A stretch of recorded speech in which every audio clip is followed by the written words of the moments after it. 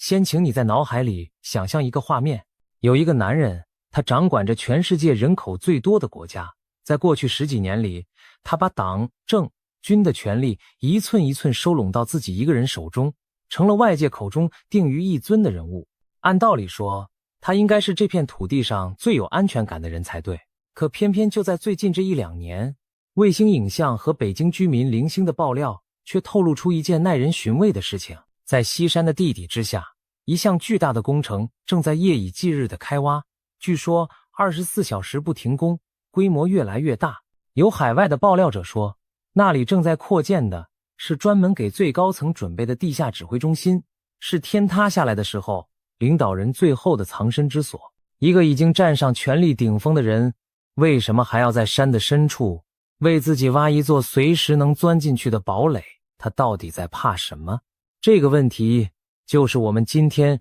这一切故事的起点。而顺着这个问题往下挖，我们会一路挖到当代最有名的2位预言家的判断，挖到1000年以前那几部神秘的中国古预言，最后挖到一个让很多人脊背发凉的结论。有人说2026年到2027年将是这个政权由盛转衰的转折点，甚至是整个世界格局的转折点。这究竟是危言耸听，还是真有某种看不见的定数在运行？别急，我们一层一层的往下拨。要理解那座地堡，我们得先弄清楚西山到底是什么地方。它不是一座普通的山，而是被称为中南海后花园的一整片山群。长期以来，那里就是部分最高层领导人的住所和疗养地，更是许多重要军事指挥机关的所在地。它跟京西宾馆还有中南海并称北京3大禁区，戒备森严到什么程度呢？没有特别的通行证，连相当高级别的官员都无法随意进入。西山的东路有一道支脉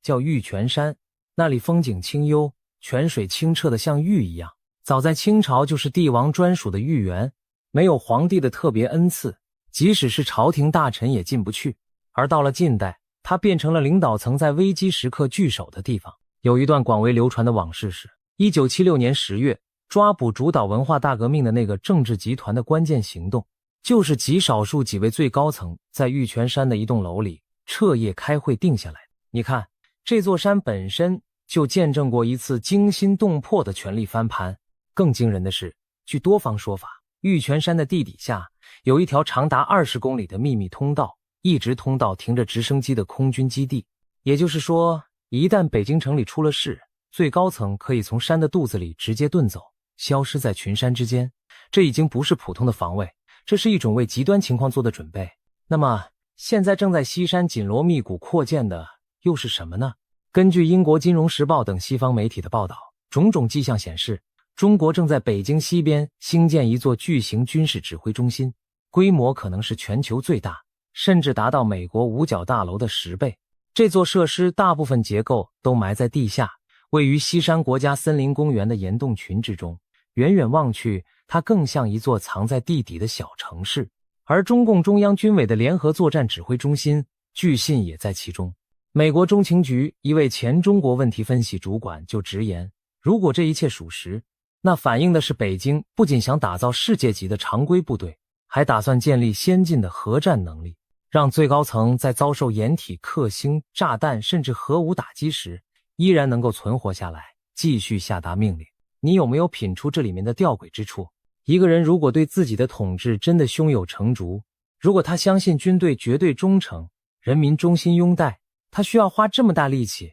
把一座山掏空，去修一座能抵挡斩首行动的地下要塞吗？海外流传的一种说法是，这位领导人极度担心所谓的斩首，担心有一天会被人从内部或外部突然拿下，所以才不惜血本，把西山的地下工程越挖越深。2025年年初，就有参与过白纸运动的海外人士转述北京居民的爆料，说西山一带正在全天候持续施工，大规模修建，坊间都在议论，据说就是在扩建那座地下指挥中心。我们当然无法100%证实这些爆料，但如果你把它放进人类历史的长河里看，会发现一个令人玩味的规律。翻开史书，你会注意到，那些走向尽头的强人，往往并不是死于千军万马的正面决战，而是死在最意想不到的地方，宫廷的密室、亲信的背叛，或者一场突如其来的变故，而越是感觉到脚下不稳的统治者，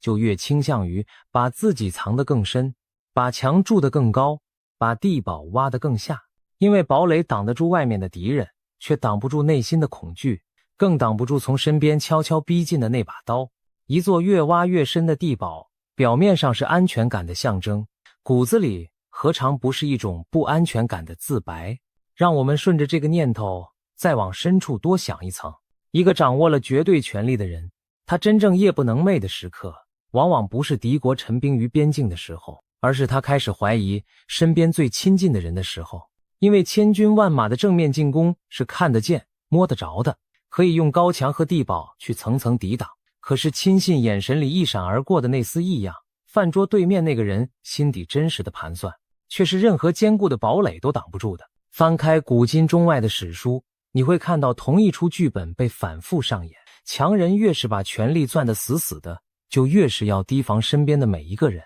而他提防的越是厉害，周围的人就越是人人自危，噤若寒蝉。于是猜忌生出更多的猜忌，恐惧喂养更深的恐惧，整个权力的顶层渐渐变成一座谁也不敢真正信任谁的孤岛。到了这一步，一座越挖越深的地下要塞，一条通向远方机场的秘密逃生通道，与其说是为了打赢某一场具体的战争，不如说是为了给一颗再也无法安放的心寻一个聊以自慰的角落罢了。可是历史也一次又一次的残忍地证明着，这样的角落往往并不真正管用。那些走到尽头的强人，绝大多数都不是倒在战场上的枪林弹雨里，而是倒在最意想不到的地方。一次深夜的密谋，一场突发的疾病，一个曾经信誓旦旦的心腹的临阵倒戈。真正致命的变故很少会从正门大张旗鼓地攻进来，它总是悄无声息地从那个你最信任防备最松的后门缓缓地走进来。这或许正是那句古老谶语里勇士后门入地宫6个字最让人脊背发凉的地方。而这种不安全感在最近1年多里正被北京权力核心的真实震荡一次次印证。因为就在2026年刚刚开年还不到1个月的时候，中国政坛爆出了一场自文化大革命以来最大的风暴。中央军委副主席张又侠还有中央军委联合参谋部参谋长刘振立双双在1月下旬被官方宣布涉嫌严重违纪违法，遭到查处。要知道，张又侠可不是普通人，他长期被视为这位最高领导人最亲密的军中盟友之一，是被一手提拔一路信任的心腹。而他的落马让原本由7名委员组成的中央军委一下子只剩下2个人还在位。有人算过一笔账，在短短3年之内，已经有多达14名上将级别的高级将领从公众的视野中凭空消失。而在张又侠之前，另一位军委副主席何卫东也早已被传出事。从2025年3月开始有传言，一直到当年10月才被官方正式宣布。这样的节奏，这样的规模，已经远远不能用普通的反腐来解释了。一位前地方官员在节目里忍不住惊呼，这简直是把整个军队给彻底掀翻了。风暴的背后是更加骇人的传闻。有独立评论人在社群平台上断言，张又侠等10几名高级将领被抓的消息绝对准确，是公安、中央警卫局、中纪委3方联手行动，其性质相当于一场重量级的军变。连美国一位当过国防情报局局长又担任过国家安全事务助理的退役将领福林都转发并评论说，中共内部及其军队领导层似乎出现了巨大的动荡。这种类似政变的状况，其后果将直接影响美国的对外政策和印太部署。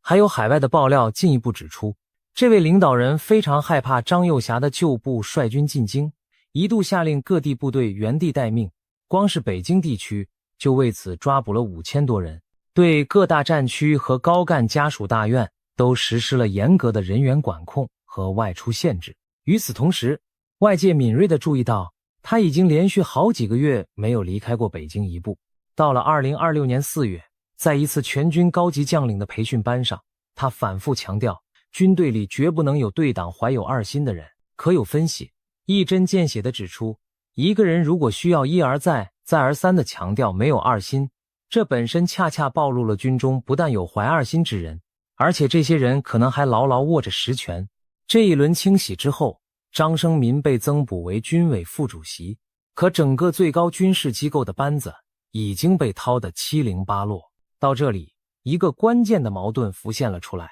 一种解读是，这一连串疯狂的清洗恰恰说明这位领导人的权力其实极度不稳，内部已经山雨欲来，他是在用最激烈的手段拆掉一颗颗随时可能引爆的炸弹。可另一种解读却恰恰相反，很多严肃的政治分析家认为，把张幼霞这样的人拿掉，反而是进一步巩固了他的个人权力，让军中再也没有任何人敢在关键时刻对他说一个不字。伦敦大学亚非学院的一位中国研究权威就发出警告，正因为再没有将领敢劝他谨慎行事，一旦有一天他问手下，解放军准备好为了更大的荣耀去武力解放台湾了吗？将没有任何人敢建议他三思，这反而让整个世界变得更不安全。你看，同样一件事，一体两面，既能读出强，也能读出弱，这正是解读中国高层政治最迷人也最令人不安的地方。而历史上很多政权的崩塌，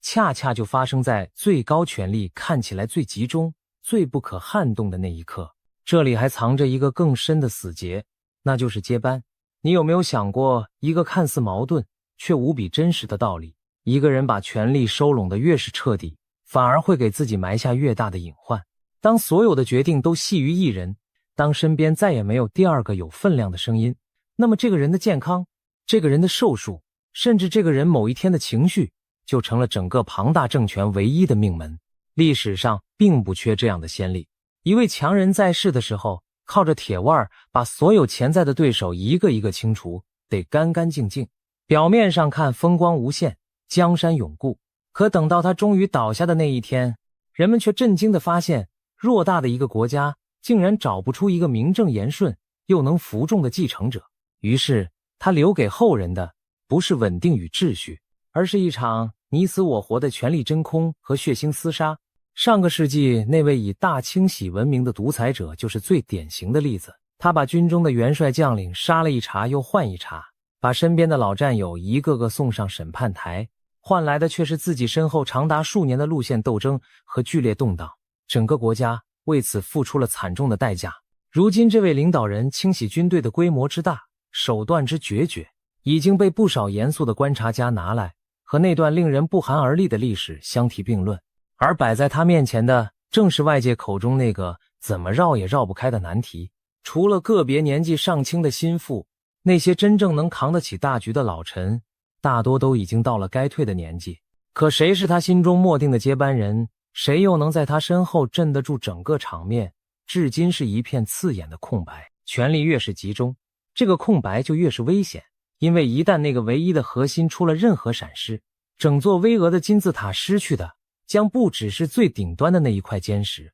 而是整个维系着它不至于轰然倒塌的重心。除了权力的震荡，还有一条更隐秘也更致命的线索，那就是他的身体。专制政权领导人的健康状况历来是最高级别的机密，这位领导人多次被外界传出身体不妙，偶尔还会露出一些迹象。美国《华尔街日报》就披露过一个令人咋舌的细节。2023年他在旧金山那场元首会晤期间，在一处隐秘的庄园用完午餐之后，中方的安全人员立刻收走了他用过的餐具和餐盘，甚至还在上面喷上不明的液体。有专家判断，那可能是为了消除或杀死微生物，避免他的任何生理信息，哪怕只是一点唾液落入外国之手。你细想一下，当一个政权连领导人的口水都要如此严防死守，这本身就在无声地诉说着什么。到2026年，这位领导人正好73岁。有意思的是，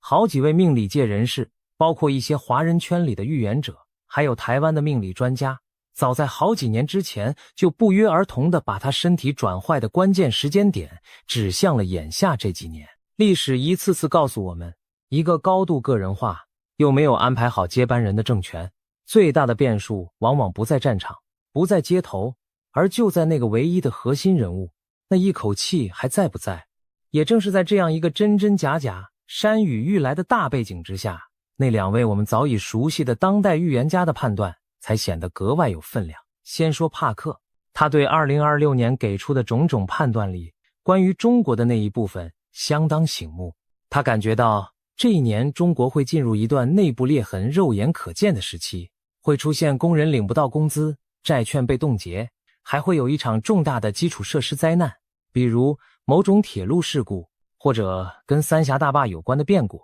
而更关键的是，他预感一位高级官员会神秘地消失或者死亡，同时这位最高领导人的健康会明显恶化，这一切将埋下未来这个国家走向分裂的种子。你发现了吗？一位高官神秘消失或死亡，这跟我们前面讲的那场张幼霞风暴，跟那14名凭空消失的上将，是不是有一种说不出的呼应？仿佛冥冥之中早有人把剧本的大纲写在了那里。帕克说的更加直接的是，他预言2026年前后将是这个执政党走向终结的开端，也是这位领导人由盛转衰的转折。他甚至描述这一切可能由一个带有象征意味的事件触发，跟香港的某一栋建筑有关，而这个事件会像一颗火星点燃更大范围的变革之火。把目光放到更长远的未来，他描绘出的图景是，这个庞大的国家最终会走向某种松散的由多个民主地区组成的邦联，真正的民主会在孙中山思想的基础上慢慢的生长出来，而西藏则会成为一个独立的地区。至于很多人最关心的台海，他引述另一套占卜体系的说法，认为武力攻打台湾在2026年之前不太可能发生，但这个风险会在2027年前后显著升高。这跟他对军中近期那些酷似政变的清洗的观察恰好又接得上。有意思的是，帕克对2026年的预言并不只是针对中国，而是描绘了一幅席卷全球的动荡图景。他预言伊朗的神权统治会走向崩溃，英国会经历一场金融震荡和政治危机，俄乌之间的那场战争会以某种方式走向终局。当你把中国放进这样一整幅世界大变局的图景里，就会明白为什么很多人把2026年到2027年称为世界的转折点，而不仅仅是某一个国家的转折点。不过我们得诚实一点，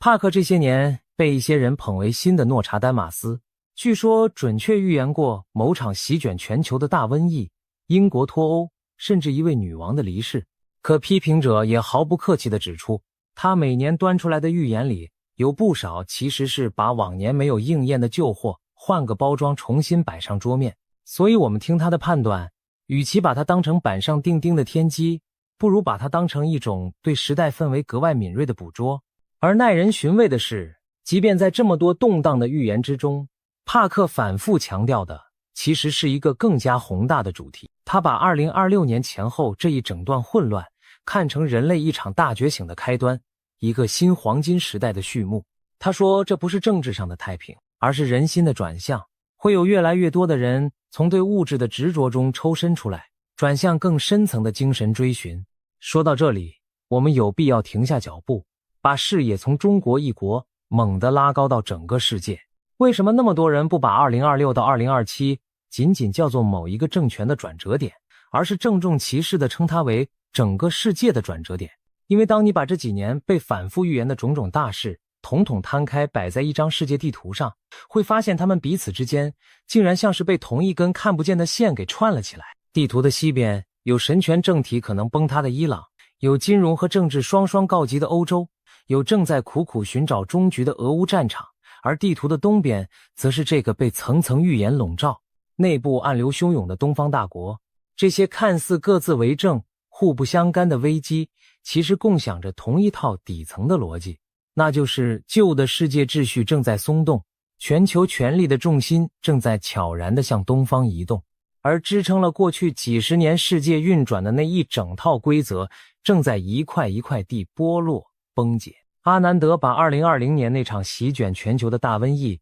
看成足以比肩成吉思汗西征和股票市场诞生的文明分水岭，帕克则把眼前这一整段混乱称作人类大觉醒的序幕，一个新黄金时代的开端。无论你信不信这些带着神秘色彩的说法，有一点却是很多冷静的观察者都会认同的，我们正生活在一个旧格局加速瓦解，而新格局尚未成型的漫长过渡年代。在这样一个年代里，任何一个大国核心的剧烈变动都不再会是一件孤立的事件，而会像推倒了第一张骨牌那样，沿着全球化这张早已织得密不透风的巨网，一路传导扩散下去，最终影响到地球另一端每一个普通人的柴米油盐和悲欢离合。这才是世界转折点这4个字背后真正沉甸甸的分量。再来看阿南德，他对2026年的定调非常大气，他把这一年直接称为400年一遇的重大历史转捩点，并且明确点明中国会面临重大的问题。他有一套很独特的历史框架，把几个关键年份看成人类文明的触发器。他说1206年成吉思汗横扫欧亚，带来了地缘的巨变、疾病的传播和人口的锐减。1603年股票市场的诞生，让人类第一次进入快速全球化的时代。而2020年那场席卷全球的大瘟疫，则是又一次彻底改变人类心理与地缘结构的文明分水岭。他认为，从那以后，我们已经进入一个全新的时代，各种冲突和变局会层出不穷，平民的伤亡也会突然增加。他为2026年圈出了几个需要特别警惕的时间点，并预言全球权力的重心会持续不断地往东方移动，同时黄金的价格会一路走高。这种东升西降、权力东移的判断和帕克笔下那幅世界大变局的图景竟然遥相呼应。不过阿南德也有他相当谨慎的一面，他一再澄清自己从来没有说过中国会崩溃，他把自己做的事情叫做预测，而不是预言，反复强调这只是基于占星周期的推算，目的是让人们能够提前有一份心理准备，从而减少突发冲击带来的伤害，而不是要宣判某种注定的命运。对于台海，他早年给出的窗口是2025年，或者更远一点的2029年到2030年之间，并且把2028年到2032年看成两岸关系真正的关键期。他访问台湾的时候还特别说过，他相信不管遇到什么样的威胁，台湾的国家认同都会一直存在。当然，跟帕克一样，阿南德也一直背负着不小的争议。有学者专门翻出记录，指出他当年一战成名的那支瘟疫预言影片，其实用的是模棱两可、正反两面都能自圆其说的打擦边球手法，算不上多么神准。所以我们同样把他的判断当成整幅拼图里的一块，而不是全部的真相。真正有趣的地方就在这里，如果只有这2位现代预言家这么说，我们大可以一笑置之。可是当我们把目光转向那几部流传了1000年的中国古预言时，一种令人毛骨悚然的巧合感就一点点涌了上来。先说那部最有名的推背图，很多研究者认为其中的第45象讲的正是一股外来势力气数已尽的结局。象里有一句谶，说有客西来，至东而止。在中国文化里，外来的东西常常被比作客，而这股从西方传来又在东方壮大的力量，最终也将在这片土地上走到尽头，遁形终止。研究者用拆字的方法，甚至在象中拆解出了与这股势力对应的字形，这被解读为先圣对后人的一片良苦用心。而真正让人心头猛地一紧的是推背图的第46象，他的谶文说：暗暗阴霾，杀不用刀，万人不死，一人难逃。他的颂文更像是一幅动态的画面，说有一军人身带弓，只言我是白头翁，东边门里伏金剑，勇士后门入地宫。这几句长期以来被许多研究者往这位最高领导人的身上套。有人这样解读：暗暗阴霾，杀不用刀，说的是天下昏暗，人君无道之时，起事者并不动用刀兵，而是以文章和言论当作刀剑，在无形之中撼动一个庞大的政权。而后面那几句：一军人身带弓，勇士后门入地宫，则被读成一场发生在宫廷之内的变故，一场跟某位军人有关的夺权行动。你再回想一下张幼霞那场疑似军变的传闻，那场公安、警卫局、纪委联手的后门行动，这种对照实在让人不寒而栗。明末清初，那位大文学家在批注这一项的时候就写过，这一项讲的是一位手握兵权的武士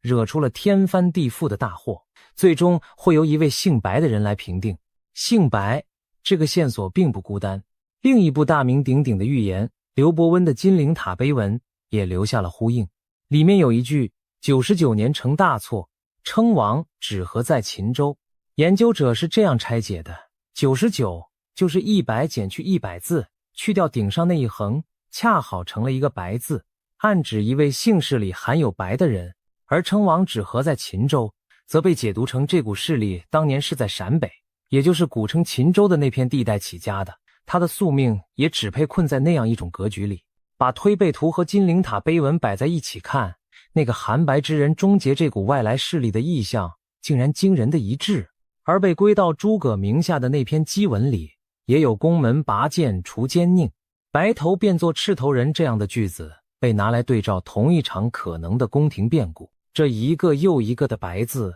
像是穿越了千年时光，落在同一个时代的门槛上。如果说推背图和金陵塔碑文讲的是谁来终结，那么诸葛的另一部预言马前课讲的则是何时终结，又将走向何方。马前课一共14课，每一课都预言了一个历史时代，前10课从三国一直排到民国，被认为对应的相当准确。而第11课被许多研究者认为预言的正是这个政权的宿命：四门诈辟，突如其来，沉积一生，其道大衰。解读者说，一个口字的四边像四扇门，四边伸展开来，恰好拼成一个共字，而突则暗指来自北方的外来力量。头两句合起来，讲的就是这股外来势力进入中华。至于后面那句沉积一生，其道大衰，一种解读是这个政权会在某个鸡年大势已去，而沉积一生，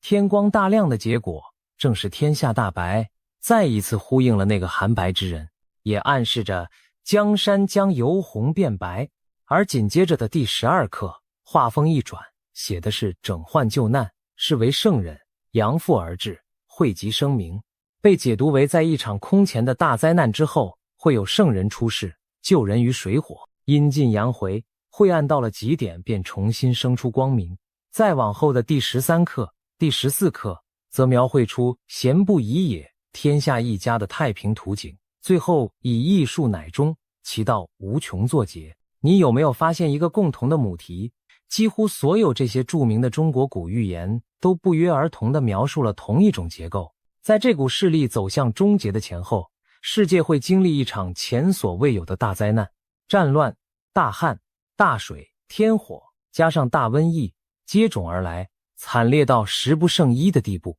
可是他们在描绘灾难的同时，又都埋下了同一个伏笔。在最黑暗的那一刻，会有一位圣人出世，善良的人将被引领着走过劫难，进入一个崭新的纪元。这种大灾难之后，圣人救世的结构不只出现在推背图和马前课里，甚至在别的文化的古老预言中也能找到影子。就连推演整个时代大事的黄极经世也被搬了出来。有研究者指出，按照那套术数推算，2025年的值年卦是泽火革卦，而这个革字最核心的含义就是变革，就是改朝换代。你想想，一个以变革为主题的卦象，恰好落在这一切故事开始加速的年份，这到底是巧合，还是某种冥冥之中的安排？在中国古代，五星连珠这样难得一遇的天象，也常被史家看作重大历史事件或政权更迭的前兆。而近些年，这类天文奇观也一次次撩动着人们的神经。更加耐人寻味的是，这种对一场大转折的预言并不是中国一家独有的专利。当我们把眼光放到世界上其他古老的预言传统上，会发现一种近乎诡异的默契。西方内部流传了数百年，家喻户晓的预言诗集里，同样写满了对末世大乱和旧秩序崩塌的隐晦描绘。东方另一个民族世代流传的古老谶迹之中，也一样预言了在一场大灾难之后，会有一位来自东方的圣人出世，救万民于水火之中。就连宗教典籍里关于末日审判与新天新地的宏大叙事，也被不少研究者拿来和这些东方的古预言相互印证，彼此参照。你不觉得这件事透着一股说不出的奇异吗？隔着千山万水，隔着完全不同的语言、信仰和文化，这些生活在不同时空的古人，却仿佛都在恍惚之间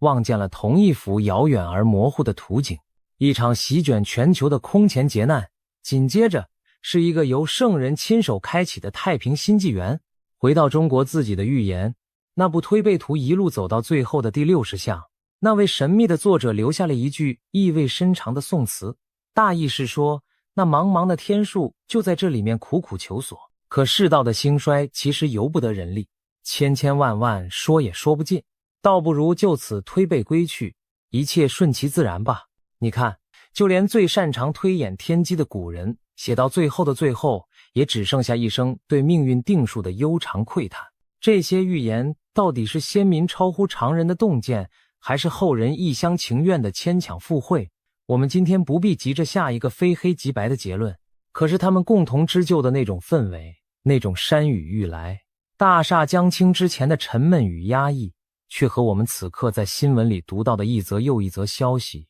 隐隐约约地重合在了一起。不过讲到这里，我们必须替古预言留一份最重要的清醒。你可能已经注意到一个问题了，马前课说的是鸡年，而2026年是马年，2027年是羊年，都不是鸡年。上一个鸡年是2017年，下一个鸡年要到2029年。事实上，早年就真的有人把马前课里那句其道大衰解读成应在2017年，结果那一年风平浪静，预言落了空。这恰恰暴露了所有古预言一个致命的软肋，他们的文字太过模糊，模糊到你可以往好几个年份上套，套中了叫神准，套不中就再换一个年份重新解读。所以同一批古老的文字，有人读出2017，有人读出2029，也有人读出眼下的2026到2027。我们把它们摆在一起，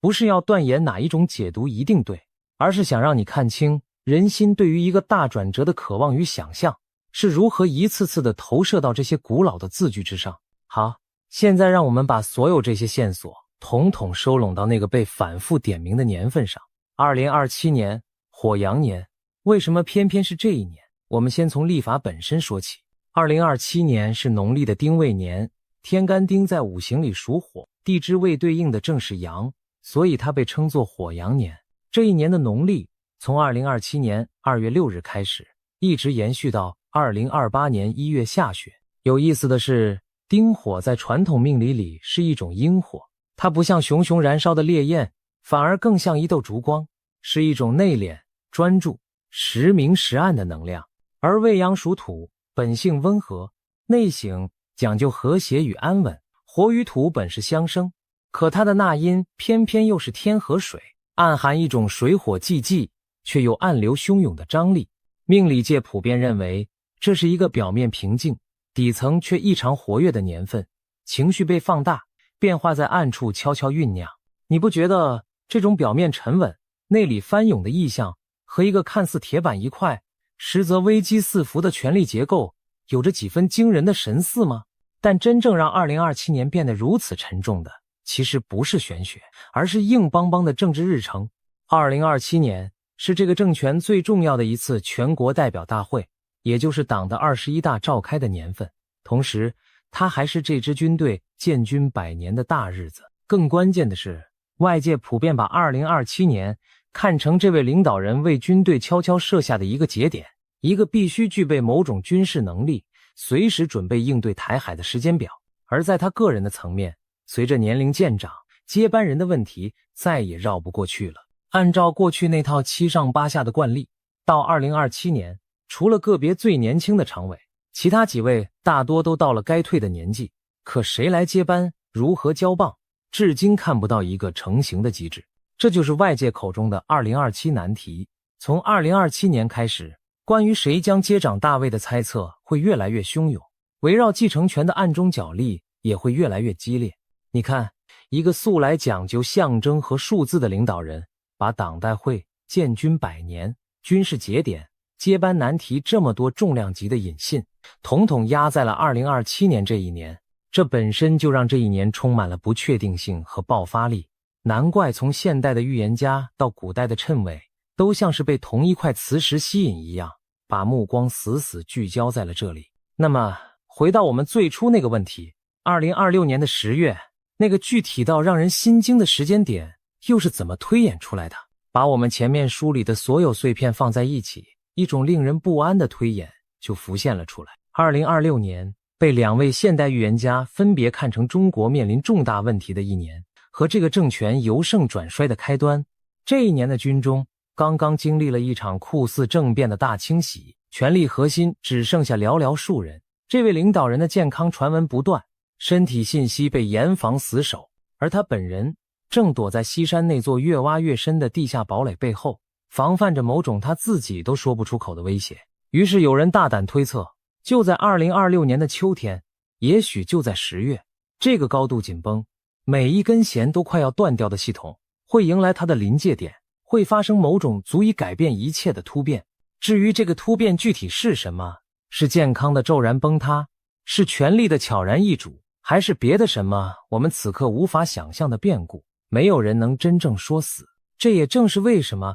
那个耸动的标题后面永远带着一个沉甸甸的问号。我们必须非常清醒地指出硬币的另一面。就在这些预言甚嚣尘上，传得沸沸扬扬的同时，真正下场拿真金白银去压住的人其实冷静得惊人。在一些国际性的预测市场上，压住这位领导人会在2027年之前提前失去权位的比例长期低得可怜，连1%都不到。绝大多数严肃的观察家依然认为，经过这一轮又一轮的清洗，他对军队和党的掌控不是变弱了，而是变得更加牢固。短期之内看不到任何可见的内部挑战，也看不到任何成型的接班机制。换句话说，预言描绘的是一种戏剧性的可能，而现实展示的是另一种沉闷的惯性。这2股力量，一股向着巨变，一股向着维稳，正在暗中角力，哪一种会最终胜出，此刻真的没有任何人能够拍胸脯保证。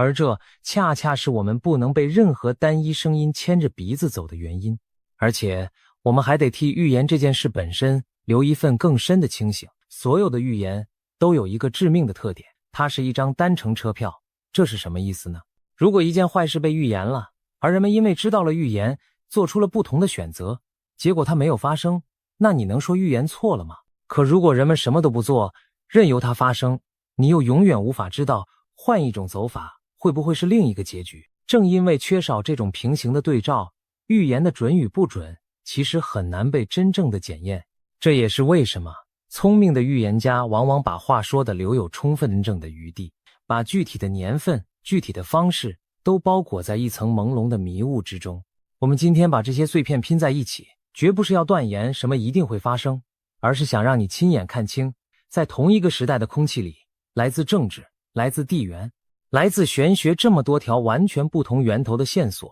是如何诡异地朝着同一个方向弯折汇聚的。其实如果我们把目光从那些预言本身重新转回到我们自己身上，会发现一个更值得玩味的问题，那就是为什么偏偏在今天这个时代会有这么多人愿意去相信、去传播这些关于大转折的预言？这个问题的答案或许就藏在我们每一个人共同的处境里。这是一个信息以前所未有的速度奔涌，可确定性却越来越稀缺的年代。我们每天都被海量的新闻、传言和碎片化的信息团团包围，却越来越难分辨什么是真，什么是假，什么真的会发生，什么又只是转瞬即逝的噪音。在这样一种深入骨髓的不确定感之中，人心天然的会渴望一个确定的答案，哪怕这个答案来自1000多年前的一块斑驳石碑，或者一位远方少年手中的占星图。预言之所以有着这样的魔力，恰恰正是因为它向我们承诺了一种久违的掌控感，让我们觉得眼前这一切的混乱与失序背后，其实有一只看不见的手在冥冥之中安排着，一切都早已写好，有迹可循。这种感觉无疑是抚慰人心的，可它同时也是危险的，因为它很可能让我们在不知不觉中放弃了自己独立的判断，把对未来的所有思考统统打包交给那些模糊而宏大的预言。所以我特别想在这里跟屏幕前的你说一句掏心窝子的话。我们今天花这么长的时间去了解这些预言，去一条一条梳理这些线索，真正的目的从来都不应该是为了替某一个注定的结局摇旗呐喊、拍手叫好，而是为了在那些光怪陆离的表象之下，去看清那些真实存在、真实运作的力量，看清一个高度集权的政权在接班、健康、军队、经济这几根关键的支柱同时开始吃紧，同时发出嘎吱作响的声音时，它的内里究竟藏着多大的脆弱和多深的隐忧？只有真正看懂了这种脆弱，我们才不会被任何一种声音，无论它是盲目的乐观，还是刻意编织的恐吓，轻而易举地牵着鼻子走。这才是我们面对一切预言时最应该有的那一份清醒和从容。那么，让我们把想象再往前推一步，如果有一天，那个被反复预言的转折真的降临，一个延续了几十年、高度集权的政权真的迎来了它的黄昏，这个世界会变成什么样子？这恐怕才是所有预言背后那个更值得我们每一个人去深思的问题。一种声音充满了希望，他相信古预言里那位圣人的出世，相信这个庞大的国家会走向某种民主的邦联，相信一个道德回升比历史上任何时期都更加光明的新纪元正在前方等待。可另一种声音却满是忧虑，甚至是恐惧，因为一个手握重兵又感觉到自己时日无多或者大位不稳的强人，在最后的关头恰恰是最危险、最不可预测的那一种。曾经有分析发出过这样的警告，当一个政权内部的压力大到快要失控时，向外部制造一个敌人往往是转移矛盾、凝聚人心最直接的办法。而在这种冰冷的逻辑之下，台海很可能就是那个最危险的泄压出口。你看，同样一个转折点，既可能通向凤凰涅槃般的新生，也可能通向玉石俱焚般的灾难。这正是我们身处的这个时代最让人揪心，也最需要我们保持警醒的地方。而在这两种截然不同的可能之间，有一个地方的命运被牵动得格外剧烈，那就是台湾。你或许还记得，前面我们反复提到，外界普遍把2027年看成这位领导人为军队悄悄设下的一个时间节点，一个必须具备某种能力，随时准备应对台海局势的期限。现在，请你把这个期限和我们前面梳理的所有线索叠在一起看。当一个强人真切地感觉到自己时日无多、大位不稳，当他亲手清洗掉了身边所有敢于劝阻的将领，当内部的经济困顿和社会压力积累到需要一个泄压的出口，那么把矛盾向外部转移，用一场对外的军事行动来凝聚人心、巩固权位，就成了一种极其危险却又对他极具诱惑力的选项。有战略研究者早就发出过这样的警告，张幼霞这样分量的人物被拿掉之后，最令人担心的并不是解放军变弱了，而是从此以后再也没有任何一位将领敢在最关键的那一刻对最高领导人平静地说出谨慎二字，而这反而会大大地抬高误判和军事冒险的风险。也就是说，这个被无数古今预言共同指向的转折点，对台湾这座岛屿而言，既可能意味着头顶那把利剑的悄然解除，也可能意味着威胁在顷刻之间的骤然升高。而这一切最终都取决于那位躲在西山地堡背后的人，在他人生与权力的最后关头，究竟会伸手推开哪一扇门。这也正是为什么我们今天聊的这一切绝不只是遥远北方的一场宫廷大戏，而是和这座岛屿和我们每一个人的平安都紧紧地系在了一起的活生生的现实。聊到这里，我想我们每个人的心里大概都有了自己的答案，或者说生出了更多的问题。历史很多时候并不是被某一个人推动的，而是无数看不见的力量在暗处汇聚、拉扯，然后在某一个谁也没料到的瞬间突然改变方向。西山地底那座越挖越深的堡垒，军委名单上那一个个凭空消失的名字，古老石碑上那一遍遍出现的寒白之人，还有火阳年那水火既济却暗流汹涌的意象。他们或许只是各自独立的偶然，也或许真的是同一出宏大历史剧的不同伏笔。我们无法预知确定的结局，我们能做的是保持一份清醒，是不被任何一种声音轻易带走，是在四面八方的喧嚣之中依然愿意自己去看、去想、去判断。也许到头来，真正的转折点从来都不只藏在北京西山的那座地堡里，也不只写在某一年的天象和卦象中，而是在我们每一个旁观者的心里，在于我们是否还保有独立思考的那一点微光。2026、2027这两个被无数预言反复点明的年份，正一步一步朝我们走来。他们究竟会兑现多少，又会落空多少？就让我们一起睁大眼睛，静静地看下去吧。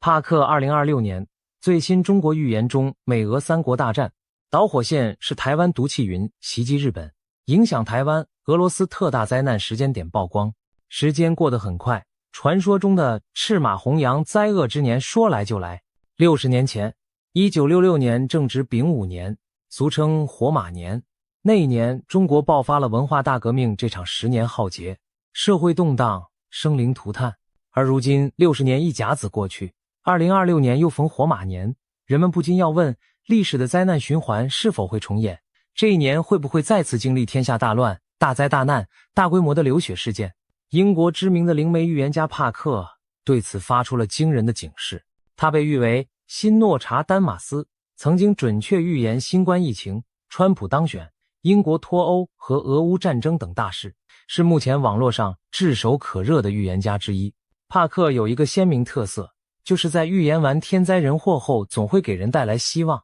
强调劫难并不可怕，大灾过后就是大福。这种先苦后甜的风格，也正是他受欢迎的原因之一。去年年底，帕克发布影片，预言了2026年的整体运势。他直言，2026年将是清算之年，许多隐藏的谎言会被揭穿，尘封的真相将大白于天下，全球将出现大量诉讼和审判，许多人和势力被迫为过去的所作所为付出代价。帕克指出，转折点会在2月前后，碰巧2月也是农历新年，过了新年就进入中国传说中的灾难马年，这和他灵视中看到的情景不谋而合。他更进一步表示，2026年不仅是清算之年，也是旧时代走向终结、新纪元开启的转折之年。人类文明似乎即将迎来重大的重置契机，迎接一场翻天覆地的巨变。事实上，帕克认为全球力量版图将在2026年出现戏剧性转换，经历多年血火的俄乌战争有望在出人意料的外交突破下告一段落。他预测美国领导人，可能是再度执政的川普，将与俄罗斯总统普京达成一项意外的协议，从而结束欧洲战场的敌对局面。然而，这并不意味着和平从此降临。帕克警告，紧张局势只会从欧洲转移到远东地区，尤其是台海。他特别指出，2026年春天，全球将弥漫着浓重的战争阴影，其中一个导火索极可能出现在台湾海峡。试想在台海上空或水面下出现一次危险的军事对峙，也许是一架战机与对方军机惊险擦撞，或者一艘潜艇与水面舰只发生碰撞，这类事件会在瞬间将紧张态势推向失控边缘。台海上空剑拔弩张，两岸和美日的部队全都严阵以待，任何一个误判都可能点燃战火。此时各方神经紧绷，在高压对峙中极易出现擦枪走火。一旦战火被点燃，台海周边将陷入短暂而激烈的交战局面。或许我们可以想象这样一幕：某个昏暗的凌晨，中国沿海导弹基地突然发射数枚反舰飞弹，直奔台湾海峡中游的一支美日联合舰队而去。美军神盾舰雷达发现来袭导弹，紧急开火拦截，大气层中划过一道道火舌，惊醒了海峡两岸沉睡的城市。最终，一枚飞弹突破防御网，命中一艘日本驱逐舰，爆炸的火球照亮夜空，电光火石间，局部战端正式打响。作为报复，美军舰队随即发射多枚巡弋导弹，精确摧毁了发射飞弹的中国沿岸基地。台湾的防空部队也全线戒备，误以为遭受攻击的解放军对台北发射了一枚东风导弹，所幸该弹落入大海，未造成伤亡。但台湾空军随即紧急升空，进入战备巡航状态，整个台海陷入一片弹雨与火光之中。短短几天内，中国人民解放军在东南沿海频频出击，试图对台实施局部封锁，并攻占靠近大陆的台湾外岛。然而美日联军以压倒性制空与制海权进行反制，数次挫败了解放军的登岛企图。在此过程中，中国海军一艘先进驱逐舰被鱼雷击沉，空军也损失了多架战机。尽管北京当局未对美本土宣战，但东亚的有限战争已造成重大伤亡和震撼，全球金融市场闻讯暴跌，难民潮开始酝酿，整个世界都屏息关注着远东局势的发展。帕克预言这起突发事件将如同火星掉进火药桶，不仅引爆台海之间的武装冲突，还会将周边强国卷入其中。日本作为邻近大国，势必被迫介入战事，美国也很可能迅速动员协防台湾。短时间内，美中俄日四国全被牵动，形成一次新的四国大战。帕克强调，美中俄三方的对峙其实早已在暗中酝酿多时，如今终于因台海的火花被引燃。中国和俄罗斯将加紧构筑对抗美日的军事同盟，东亚上空重新出现冷战式阵营对立的局面。那么，这场由台湾问题引发的冲突会不会演变成世界大战？帕克认为，战局虽凶险，但可能以一种间接战争的形式发生，而非超级大国直接正面核对抗。所谓间接战争，就是透过代理人之战或局部交火来较量，各强国避免直接对彼此本土动武。然而，即使是局部的代理冲突，其规模和影响也将前所未有。帕克提到了印度占星推算的一个关键时刻，3月25日前后，太阳与土星相合，将成为重大冲突的触发点。在那个时间窗口，大帝国的领导人可能威胁并挟持较小国家的元首，甚至发生斩首式的暗杀行动。帕克过去曾准确预见伊朗政局将迎来巨变，他预测在2026年3月中下旬，或许会出现针对伊朗最高领袖的定点清除攻击，不是全面战争，而是一次精心策划的斩首行动。如果这预言成真，中东局势将随之剧烈震荡，伊朗政权可能崩塌并爆发革命。同一时期，在亚太方向，台海危机也会达到顶点，稍有不慎就会引发美中日俄间接交火。一时间，全球多个火药桶被同时点燃，中东的火药库也开始爆炸。伊朗领袖一旦遇刺，当局强硬派与民众爆发激烈冲突，整个中东地区陷入动荡。以色列与伊朗代理人武装摩拳擦掌，战火一触即发。朝鲜半岛上空也阴云密布，北韩趁机试射导弹挑衅，韩国和驻韩美军迅速进入戒备状态。南亚方面，印度和巴基斯坦因边境摩擦剑拔弩张，甚至中国西部边境也出现军队集结的异动，连远在南美洲的委内瑞拉反政府势力都趁势掀起推翻独裁者的浪潮。世界磅礴整体滑向战乱的深渊，战争的烈火一旦烧向东亚，最大的震撼将落在中国自身。帕克预言，中共政权会在这场冲突中遭受致命重创，进而走向不可逆转的崩溃。可以设想，台海战端一开，中国即使没有与美日发生核战，也将遭到前所未有的制裁与封锁，经济陷入绝境。中国经济本就隐患严重，一旦再被战火拖累，更是雪上加霜。帕克形容中国的垮台过程犹如冰川式瓦解，表面上庞大坚硬，实则内部早已布满裂缝，在外部打击和内部崩解的双重作用下，终将一块块碎裂倾颓。他预言中国的经济体系将在战争和制裁夹击下迅速崩盘，出现通货膨胀失控、供应链断裂、大批企业倒闭、金融市场冻结等连锁反应，甚至政府可能陷入财政瘫痪，无力支付公务员和军队薪饷。随着局势恶化，政治高层内部矛盾也会激化。帕克透露，2026年中国还可能发生重大基础设施灾难，成为压垮政权的最后一根稻草。这场灾难也许是一列高速列车的特大事故，或者更可怕的是与长江三峡大坝相关的严重事件。试想，若三峡大坝出现险情，其影响将涉及数千万人口的安危，对政权造成毁灭性打击。内忧外患交织之下，帕克预见中国最高领导层将发生剧烈动荡，可能有高层人物神秘失踪或遭清洗，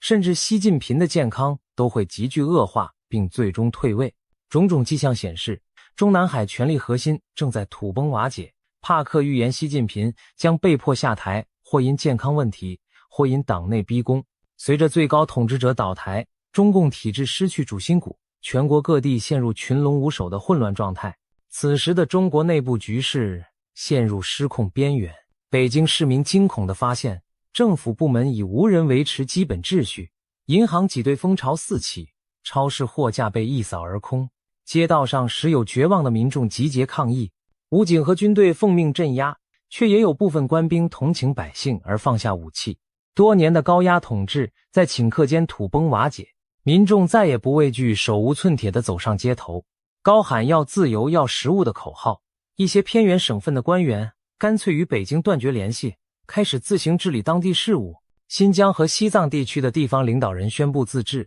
赶走中共党官。当地民众在清真寺和寺庙的聚集中庆祝获得自由。东南沿海的广东、福建等经济大省则迅速组成临时联盟，自行维持社会秩序，并与国际社会接触。他们公开表示欢迎民主选举和外资进入，庞佛一夜之间从独裁统治下解脱出来。驻扎在各地的解放军部队陷入群龙无首的困境，有的选择向民众妥协，有的则变成盘踞一方的地方武装。各路军阀雏形开始浮现，让人仿佛回到了100年前的军阀混战时代。世界各国对中国局势巨变既震惊又担忧，邻近的俄罗斯和印度匆忙在边境增派军队，防止难民涌入。同时，美国、日本等国迅速派遣特遣队潜入中国境内，试图确保中国的核武库和生化武器不落入恐怖分子或极端势力之手。一时间，中国领土内各种势力错综复杂，有志于民主改革的临时政府，割据一方的军事势力，图谋不轨的残余共党强硬派，以及躲在暗处蠢蠢欲动的恐怖组织，都在这片广袤土地上角力。中华大地经历着近代以来最剧烈的动荡和转型，最终的结果是中国出现四分五裂的局面。帕克描绘了一个令人难以置信的未来，一个统一了70多年的大国，竟在内外交困中解体成许多彼此独立的小国家。这些新生的政权将各寻出路，有些地区可能引入民主制度，形成如同欧盟那样的邦联体系，国界将趋于开放，人们可以自由旅行和经商，过去高压封闭的威权秩序不复存在。当然，这样的转变不可能在一夜之间完成，但帕克相信2026年将种下中国未来分裂和重生的种子。可以想见，届时中国国内可能陷入无政府的割据状态。新疆、西藏等边疆少数民族地区趁机要求自治独立，广东、上海等沿海附属省份成立自治政府，各路军方派系拥兵自重，华地称雄。昔日中央集权瞬间土崩瓦解，民间长期遭压抑的自由呼声也会在乱局中高涨。公民社会的力量开始重新塑造国家的未来。有趣的是，这一幕似乎也印证了许多中国传统寓言对末代洪朝瓦解的描述。红旗落地，四海分疆。如今帕克眼中的画面与传说相符，令人不寒而栗的同时，也给人一丝新时代降临的曙光。然而，中共的倒台并不意味着世界就此太平。帕克警告，全球的紧张与混乱不会因中国政权更迭而立刻消解，恰恰相反，接下来数年，世界可能依然动荡，各种危机此起彼伏，人类庞佛走到了文明崩溃的边缘。在帕克的全景预测中，一幅更加广阔的乱世画卷正在展开。在战争硝烟之外，自然灾害、极端气候、瘟疫疫情等或将轮番袭来，同时各国社会秩序也面临前所未见的冲击。他预言将有人打着宗教狂热、种族主义或极端民族主义的旗号，在各地煽动事端，引发骚乱和冲突。许多国家可能爆发内乱，抗议示威遍地，此起彼伏的社会动荡规模将超过我们以往所见的一切。国与国之间的博弈，除了传统热战形式，还会延伸到经济和科技层面。帕克特别指出，石油外交将成为导火索之一，可能有能源大国以石油供应为筹码，威胁他国，引爆围绕能源的地缘冲突。中东等产油区域因此不排除再度战火连天。而更令人不寒而栗的是，帕克提醒，一种新形态的威胁正悄然酝酿，那就是所谓的科学恐怖主义。未来的战争不仅局限在陆海空与太空，还将渗透无形的网络空间和尖端科技领域。帕克预测，人类可能遭遇一场由人工智能主导的大规模网络攻击。试想，一群隐藏在暗网背后的黑客，操纵着自学进化的 AI 武器对全球发动网战，银行账户莫名归零，电力和交通系统瘫痪，大量机密数据被清除或窃取。一夜之间，现代文明对电脑和网络的依赖反而成了致命弱点。我们熟悉的日常生活霎时停摆，秩序陷入混乱。试想，在某个平凡的早晨，人们像往常一样准备上班，却惊恐地发现手机完全没有信号，网络连接中断，交通信号灯失灵，城市里一片混乱的车流堵塞，银行的 ATM 机器无法提供现金，超市的收银系统也因网络故障而瘫痪，购物者只能干瞪眼地看着货物，却无法结账。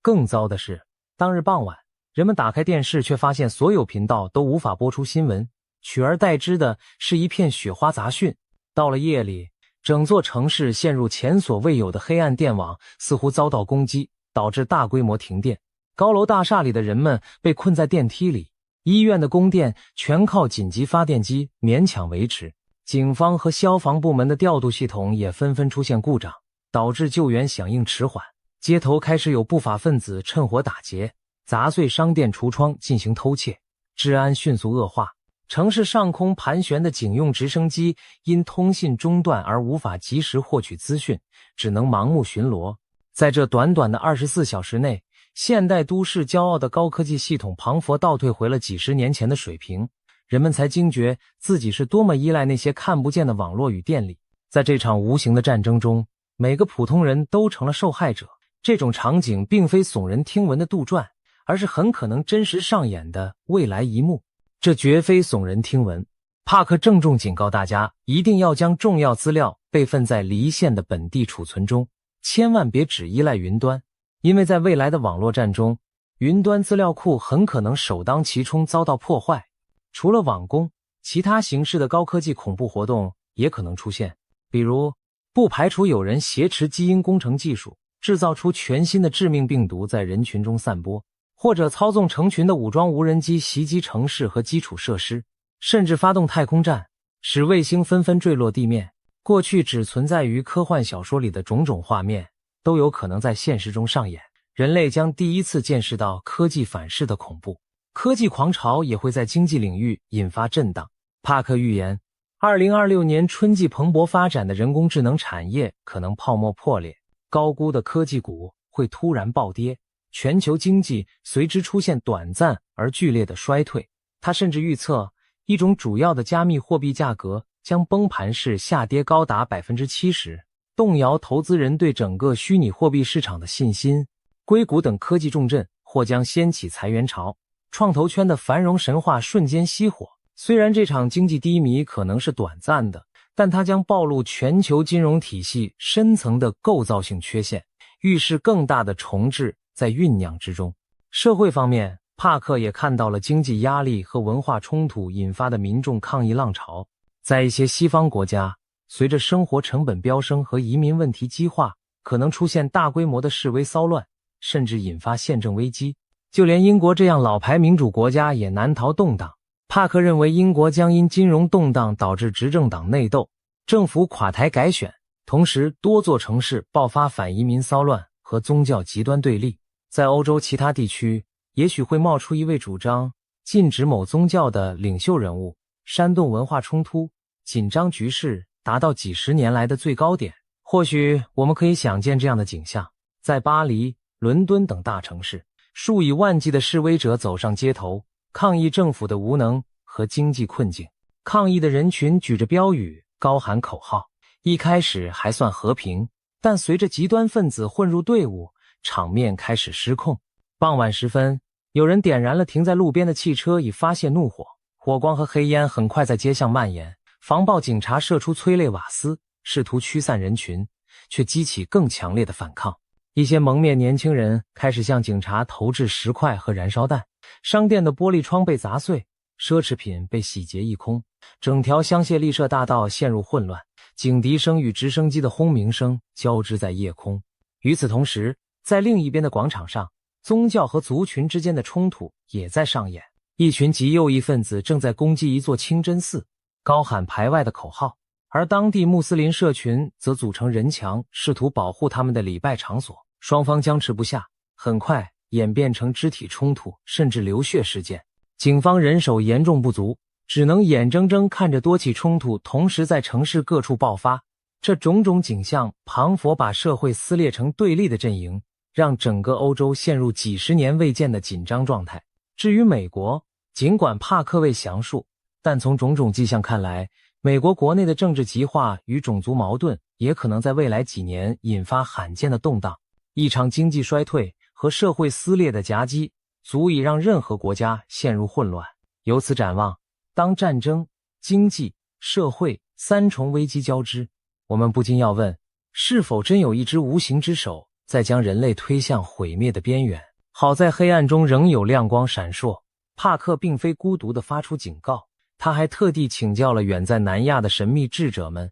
寻求更多启示。他透露，自己还专门咨询了印度最神秘的预言家群体，也就是纳迪叶圣者的解读师们。这群有修为的印度圣者早已在为全人类祈祷，祈愿神明介入阻止灾难。他们的占卜预言与帕克的灵视高度吻合，庞佛不同来源却看到了相同的未来画面。这种纳迪叶预言术极为神秘，传说数千年前，古印度有18位圣者，用梵文在棕榈叶上记录下无数人的一生，其中每一片叶子都对应着未来某个寻找他之人的命运。纳迪叶解读师世代相传，保存着这些叶片，通过指纹将寻访者与命定的叶子匹配。他们会让来访者提供指纹，然后凭肉眼将其分类，比对特定的一捆叶片，再逐一念出叶子上记载的个人资讯以供核对。当叶片上连父母、配偶、名字等细节都对上时，那片叶子便被确认属于这位访客。接下来圣者预言将揭示此人的未来。帕克亲身体验过纳迪叶的神奇，因此对其深信不疑。他找到的那片叶子不仅准确写出了他母亲的小名，甚至预言他此生将以灵媒预言家的身份闻名于世。如今帕克也将纳迪叶预言用于研判世界大事。他惊讶地发现，印度圣者从棕榈叶中解读出的未来图景与他自己灵视中看到的几乎如出一辙。接下来我们将看看这些惊人的灾难预警以及潜藏在幕后的神秘线索。在帕克的预言中，有一幕格外离奇骇人，让人想起末日启示般的场景。一团巨大的毒气云笼罩着东亚天空，所过之处生灵俱灭。帕克表示，早在2015年他出版的著作《来自宇宙的讯息》中，就曾预言未来会出现这样一团致命的气体云，威胁到整个国家的生存，并让全球陷入惊恐。而如今，这项惊人的预言似乎正在逼近现实。他透过印度古老的棕榈叶预言，找到了一个神秘线索。印度流传千年的纳迪叶预言术记载了许多未来事件。帕克曾亲赴印度，找到属于自己的那片棕榈叶，结果令他震惊不已。叶子上竟然清楚地写着他母亲的本名艾塞尔，以及他自称的名字维基。这等隐私细节在网络上完全无从查询，却准确无误地刻在数千年前的叶片中。这番奇遇让帕克对纳迪叶的神奇深信不疑，他更加认真研读其中对全球未来的预示。在那些带着神秘色彩的叶片预言里，出现了一个古怪的地名亚马。由于这些预言写成的年代久远，无法直接对应现代国名，但帕克推测亚马指的正是日本古代的称号大和 Yamato。 这意味着一场致命的气体云灾难将发生在日本附近。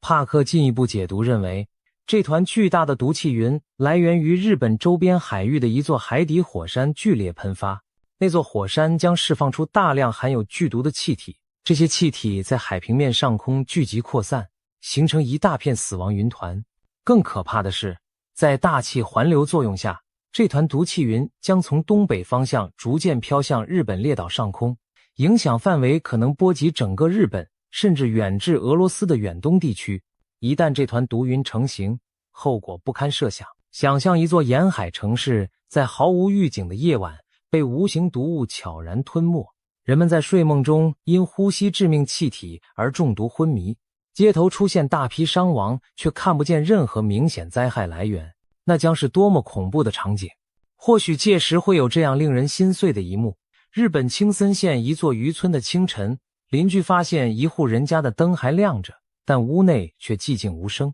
村民推门而入，惊见整个家庭5口人仍保持着睡觉的姿态，却早已没有了呼吸。他们脸上毫无痛苦的表情，只是庞佛就此安详的长眠。没有人知道，致命的毒气早已在夜半渗入这座村庄，夺走了一家人的生命。类似的悲剧在沿海各地不断上演。港口码头边，有渔民倒伏在甲板上，再也没能醒来。公路上，一辆小车失控冲出路面，司机已经毒发身亡，车辆才无人驾驶地冲出护栏。一时间，整座日本北部地区求救电话响成一片，医院收治的患者全部神志不清，呼吸衰竭，让医护人员手足无措。这些画面透过网络传播到全世界，让所有人心惊胆战。如果这样的灾难降临，日本乃至世界都将陷入巨大的恐慌。日本作为高度工业化国家，人口密集，核电设施众多，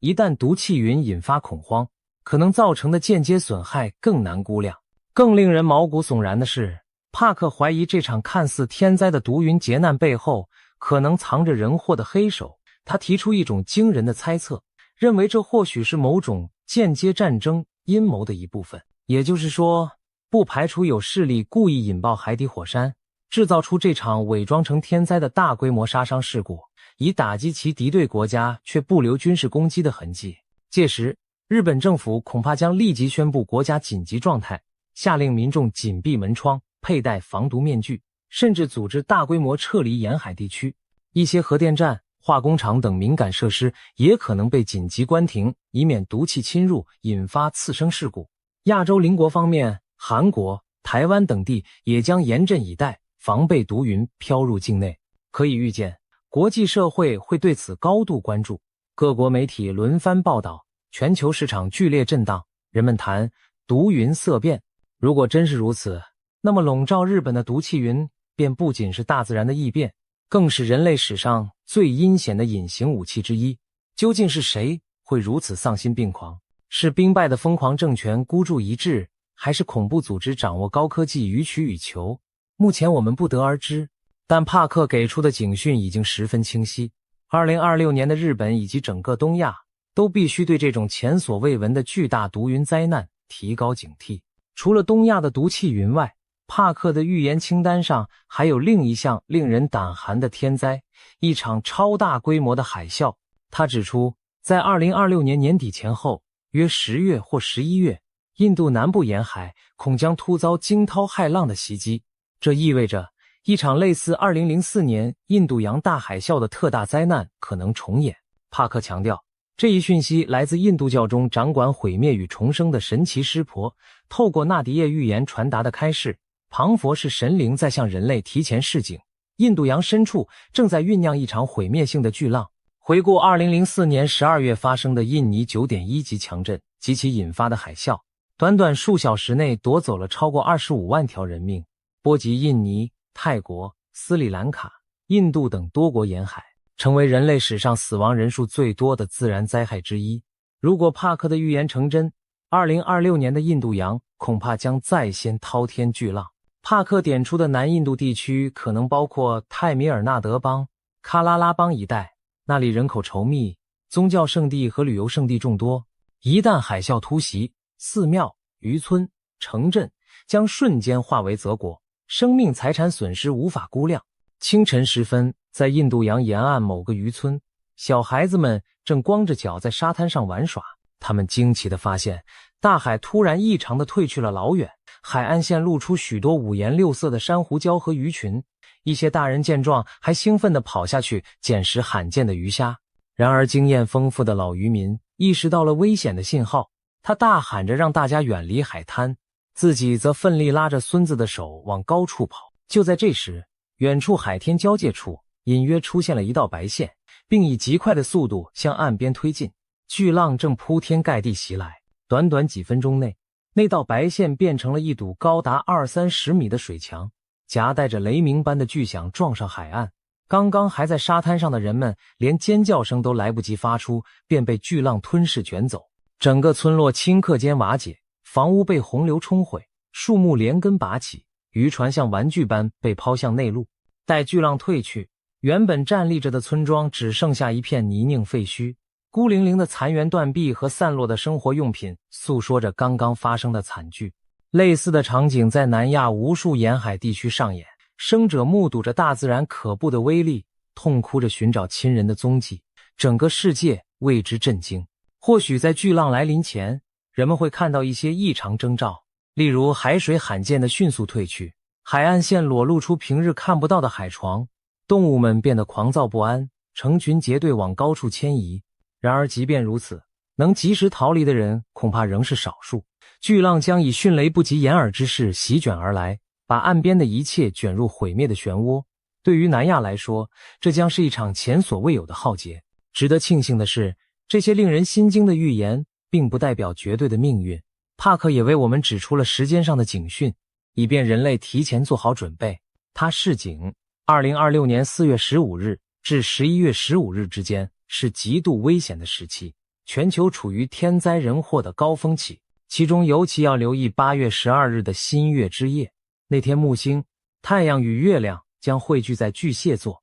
形成特殊星象。在帕克看来，这是个必须严加防范的引爆点。或许就在那前后，某场重大事件会被触发，无论是战争冲突还是自然异变，都可能在8月中旬达到高潮。我们不妨大胆猜想，也许日本海底火山的毒气云会选在盛夏喷发，或者战场上会发生某次攸关全局的行动。总之，那晚的天象似乎在警告着人类，务必要提高警惕，小心度过这段危险时日。细数帕克对2026年的一连串惊人预言，我们彷佛见到了未来世界的动荡图景。那画面中，战火在东西方此起彼伏，集权政权相继垮台，经济与科技陷入混乱，自然灾害连环爆发，整个地球彷佛被黑暗的风暴所笼罩。然而正如开头所说，帕克并非在宣扬无望的末日论，他的预言隐含着更深的用意。黑暗并非最终结局，而是黎明前的试炼。人类正站在一场伟大觉醒的前夜，只要撑过黑暗，光明的曙光就会到来。帕克强调，尽管预言中的景象看似恐怖，但这不是在宣判世界末日，相反更像是希望的序章。在他看来，有一种超越世俗权力与灾厄之上的更高灵性力量，一直守护着人类的命运。这些灾难的降临，也许正是为了唤醒沉睡的良知，让人类从物质迷梦中抬起头来，重新审视自己的精神世界。换句话说，未来并非命中注定一片黑暗，人类完全可以通过自身意识的转变来改写这部预言剧本的结局。帕克相信，人类内在蕴藏着强大的正向能量，我们每个人的善念与爱心磅礴烛火，看似渺小，却能集腋成裘，汇聚成扭转未来的燎原之光。他呼吁，无论信仰何种宗教，只要怀抱着真挚的祈祷和仁爱的心念，这股集体正向意识就能减轻灾难的冲击，甚至抵消劫难带来的负面影响。人类的本质其实都是光明的生命，只是暂时被无明遮蔽了双眼。在全球性的考验面前，灵性的团结将是改变一切的最强大武器。只要我们彼此扶持，用爱与慈悲连结成一道坚不可摧的心灵防线，再肆虐的风暴也终将平息。那么2026年等待我们的究竟是毁灭还是重生？预言终究只是预言，真正决定未来走向的是我们人类自己。帕克的警钟已经敲响，接下来每个人如何选择行动，将共同编织出明天的图景。如果我们因恐惧而绝望，那么预言中的黑暗结局或许会成为现实。但如果我们选择希望与团结，并积极以善念和智慧应对挑战，也许灾难的命运就会被改写。我们宁可相信后者，相信人类有能力扭转乾坤。或许这场2026年的大动荡，正是人类进入新纪元前的最后阵痛。在黑暗中摸索前行的我们，不妨将这一切视作灵魂的试炼。只要咬紧牙关，挺过漫漫长夜，迎接我们的将是浴火重生的黎明。历史的车轮已经启动，我们每个人都是推动它前行的力量。未来虽扑朔迷离，但希望永远与我们同在。就让我们怀抱希望，齐心协力，去迎接2026年那尚未书写的崭新篇章吧。这样的愿景也出现在许多古老的预言之中。在佛教典籍中，末法末劫之后将迎来弥勒佛下生，重塑人间正道。在基督信仰里，经过末日考验后，救主会再次降临，带来千年和平的国度。世界上许多文明都曾预言过大劫之后的新生，也许我们当下经历的正是那最黑暗的前夜，而黎明前的微光已隐隐出现在地平线上。从现在开始倒数，2026年的秋天藏着2个不会挪动的硬日程。第一个在北京，中共中央的秋季全会。按近10几年的惯例，这场闭门会议多半落在10月下旬到11月初，开4天，会后只给外界一纸公报。第二个在华盛顿，2026年11月3日，美国期中选举，投票日写在法律里，一天都不会挪。一个决定中国权力桌上谁留谁走，一个决定白宫未来2年还有多少行动能力。2个节点前后加出来的这一段时间，我们姑且给它一个名字：秋决窗口。秋天做决断的窗口，而在窗口打开之前，天上先挂出2个记号。2026年8月12日，日全食全时代从北极圈一路压向冰岛和西班牙。16天之后，8月28日又轮到月食登场。16天之内，日与月各按一次。这是天文台的日历，不是任何人的想象。天象本身不决定任何事，这一点必须先讲清楚。但在预言圈的语境里，石像历来被当成倒数开始的钟声。钟声响在8月，窗口开在10月和11月，中间隔着的就是这支影片要一格一格数过去的那段路。巧的是，就在这段时间前后，2个背景毫无交集的人把话压在了同一个月份。一位在英国克雷格·汉密尔顿·帕克，灵媒出身，经营预言网站多年，每年年底固定开直播讲来年。一位在美国布兰登牧师背景，讲的是他所说的异象。一个看灵视，一个做祷告，管道完全不同，圈子互不往来，彼此的记录里找不到引用对方的痕迹。但他们近期的说法经过整理排列之后，指向惊人的一致。11月，他们各自看到了什么？为什么偏偏是11月？这里先不给答案。这支影片会把3条时间线摊在桌上，北京的全会时间线，华盛顿的选举时间线，还有2位预言者的说法时间线，一条一条对账。中间会穿插历史的账本，过去的全会年代，秋天出过哪些改写历史的大事？过去的期中选举年，选前的海峡和世界又发生过什么？全部用真实的公开事件对到最后，3条线会在秋天的某2个星期里叠到同一个位置。那2个星期是整张时间表上最拥挤也最危险的2周。它的具体区间放在影片最后揭晓。先把规矩说在前面，天象日期、政治日程、历史事件全部用公开资料可以查证。预言的部分一律转述，是谁说的，在什么场合说的，大意是什么，来源交代清楚，信不信各自判断。我们要做的只是把时间线叠起来，看看重叠的地方到底有多窄。现在倒数开始，顺手先把此刻的位置标在日历上。今天往后数，距离8月12日的日全食只剩最后几个星期，距离11月3日的美国投票日大约106天。106天听起来还很宽裕，但等一下把全会惯例、天后窗口和2份预言的转述叠上去，这106天会一段一段被切掉，最后剩下的就是那14天。先摊开第一条线，北京。全会这2个字，外界常常听过就忘，但在中共的权力运作里，中央委员会全体会议是1年里分量最重的一次聚会。200多名中央委员，100多名候补委员，全部进京关起门来开会。人事的定案，路线的定调，谁被开除，谁递补转正，都在这几天里走完最后的程序。党代会5年一次，决定的是大盘；全会1年一次上下，处理的是大盘底下每一颗棋子的挪动。要看权力桌的变化，全会比党代会更诚实，因为它处理的是正在发生的事。全会有自己的节奏，一届中央委员会惯例上要开7次全会，1中全会排班子，2中全会排政府人事，3中全会定经济路线，4中、5中、6中处理规划、党建和重大决议，7中全会替下一次党代会收尾。每一次的主题不同，但召开的季节长期高度集中，看月份直接对账，近年的记录摊开来， 2019年10月28日到31日，19届四中全会；2020年10月26日到29日，19届五中全会审议“十四五”规划建议；2021年11月8日到11日，19届六中全会通过了党史上第3份历史决议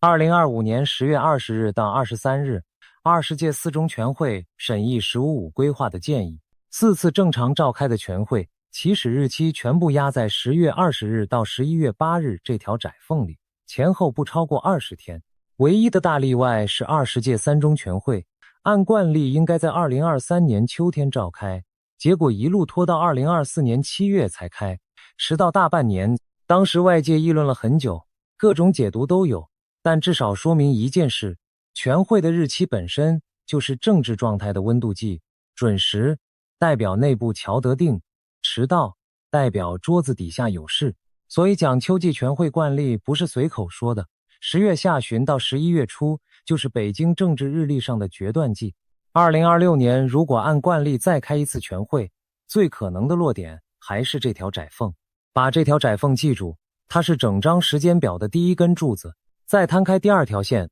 华盛顿2026年11月3日期中选举，众议院435席全部改选，参议院改选约1/3，外加30几个州长。这场选举决定的是总统后2年的行动能力。历史数据很残酷，二战之后的期中选举，执政党在众议院平均要丢掉20几席，多数时候直接丢掉多数党地位。一旦国会翻盘，预算、法案、人事任命全部卡住，调查和听证反过来排山倒海，白宫提前进入所谓的跛脚鸭状态。关键在这里，期中选举前的6到8个星期是美国政治体系最分心的时段。总统在跑选举场子，内阁在替候选人站台，国会在休会拉票，媒体的头条全部向内收。外交圈有一句流传很久的老话，大意是对手若要出手，最好挑你分心的时候。这句话后面会用历史对仗来验证，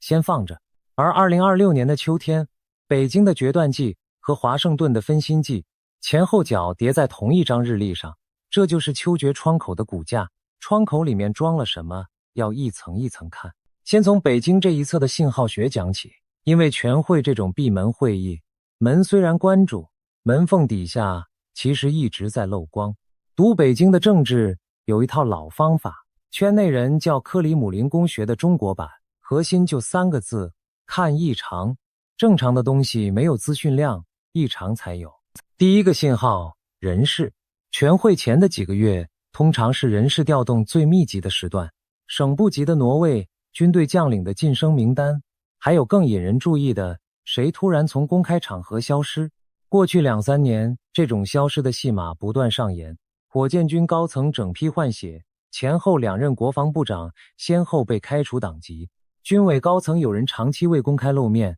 最后在全会前后被官方一纸通报处理掉。这些都是公开报道过的事实，不是小道消息。每一次消失，外界都要猜上好几个星期，而答案往往拖到全会才用一句审查批准补上。全会是答案揭晓的日子。想预判2026年秋天的全会要处理谁，方法很土，但很准。看夏天谁不见了。第二个信号，喉舌的用词。人民日报、新华社、解放军报这些机构的头版和社论是写给体制内看的密码本，词频的变化比内容本身更重要。团结这个词出现的越频繁，往往代表内部越需要被喊话。斗争的密度升高，代表有人要被处理。忠诚成片出现，代表有人被怀疑不忠诚。还有更细的读法，看署名评论的笔名，看文章登在第几版，看有没有配发编者按。冷战时代，西方情报单位读苏联真理报，用的就是同一套方法。方法很老，但至今有效，因为列宁式政党的沟通结构几十年没有变过。第三个信号，日程本身。全会的召开日期通常提前1到2周，由政治局会议建议公布，公布的越晚，代表内部瞧得越辛苦。如果2026年秋天全会日期迟迟不出，或者公布之后又出现罕见变动，那本身就是最大的信号，比任何内容都大。第四个信号，军队的动态，将领的排名顺序，阅兵和演习场合谁出席谁缺席，军报头版对哪个战区注目。2012年是个现成的例子。那年2月，王立军闯进美国驻成都总领事馆，薄熙来案引爆。整个夏天，北京的空气越绷越紧。到了秋天，18大前夕，案子处理完毕，权力交接才走上台面。从春天的异常到秋天的清算，时间差就是大半年。这个节奏和我们现在谈的2026年结构上一模一样，夏天看异常，秋天等决断。把这4个信号记住，后面对仗会用到。不过光看信号还不够，要判断秋天的全会能出多大的事，得回头翻历史的账本。中共建政以来，全会前后出过哪些改写历史的大事？翻开来会发现一个让人背脊发凉的规律：这个体制最剧烈的权力震荡，多数不是发生在敲锣打鼓的党代会，而是发生在全会前后的那几个星期。第一笔账，1959年，庐山。那年夏天，8届八中全会在庐山召开。会议本来的议程是纠正大跃进的偏差，往回收。国防部长彭德怀写了一封信，讲了真话，结果风向一夜翻转，纠左变成反右倾，彭德怀被打成反党集团，军队随即大清洗，大跃进非但没有收，反而加码。一封信，一次全会，改写了此后20年的路线，也间接放大了接下来3年的灾难。这笔账告诉我们一件事：全会的议程，开门前和关门后可以完全是两回事。进场的时候是纠偏会，散场的时候是批斗会。第二笔账，1962年9月，8届十中全会。这次会上，毛泽东留下那句著名的话：千万不要忘记阶级斗争。就是这一句，把2年后的社教运动、4年后的文化大革命全部埋好了引线。注意月份，9月，秋天。一句会议讲话，10几亿人的命运跟着转弯。第三笔账，1965年11月10日，上海文汇报刊出姚文元的文章，评新编历史剧《海瑞罢官》。表面上是一篇剧评，实际上是文革的第一发信号弹。北京的报纸压了将近20天不敢转载，最后顶不住压力照登。半年后，文革全面爆发，又是秋天，又是一个从纸面上开始的地震。第四笔账，1971年9月13日，林彪党章上白纸黑字写明的接班人搭机出逃，坠毁在蒙古温都尔汗。913事件之后，军委办事组整个被清洗，中国政治的权力桌被掀翻重摆，官方媒体沉默了好几个星期才找到说法。这件事不是发生在全会会场，但他直接把原定的议程全部改写。注意，还是9月，还是秋天。第五笔账，1976年10月6日，毛泽东去世不到1个月，华国锋联手叶剑英，在中南海一夜之间抓捕4人帮。政变式的权力交接，从行动开始到结束，前后大约1个小时，4个政治局委员1个晚上全部拿下。10月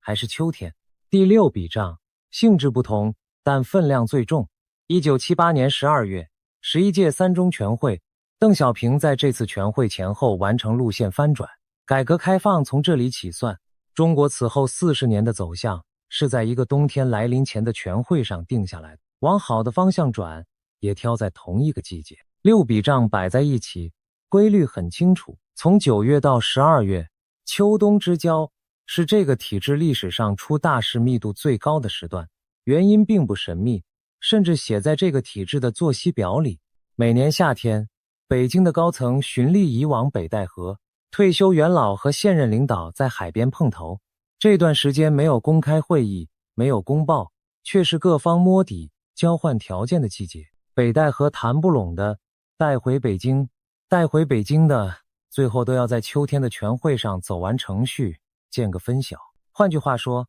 夏天是酝酿，秋天是摊牌，这是几十年不变的政治节气。全会要开，人要进京，议程要定，权力要重新分配，所有累积了1年的矛盾被压缩到同一个时间点引爆。秋决窗口这4个字不是修辞，是统计。这里再补一小段天上的账当作书签。1914年8月，欧洲各国相继宣战，第一次世界大战全面开打。就在同一个月， 8月21日，一场日全食横过东欧，时代底下正是即将变成战场的土地。1941年9月21日，另一场日全食横贯中国腹地。当时中日战争已打了4年，各地都有人抬头看太阳缺角。3个月后，珍珠港事变、太平洋战争爆发。先讲清楚，天象和战争之间没有任何可以验证的因果。日食的轨道1000年前就能算出来，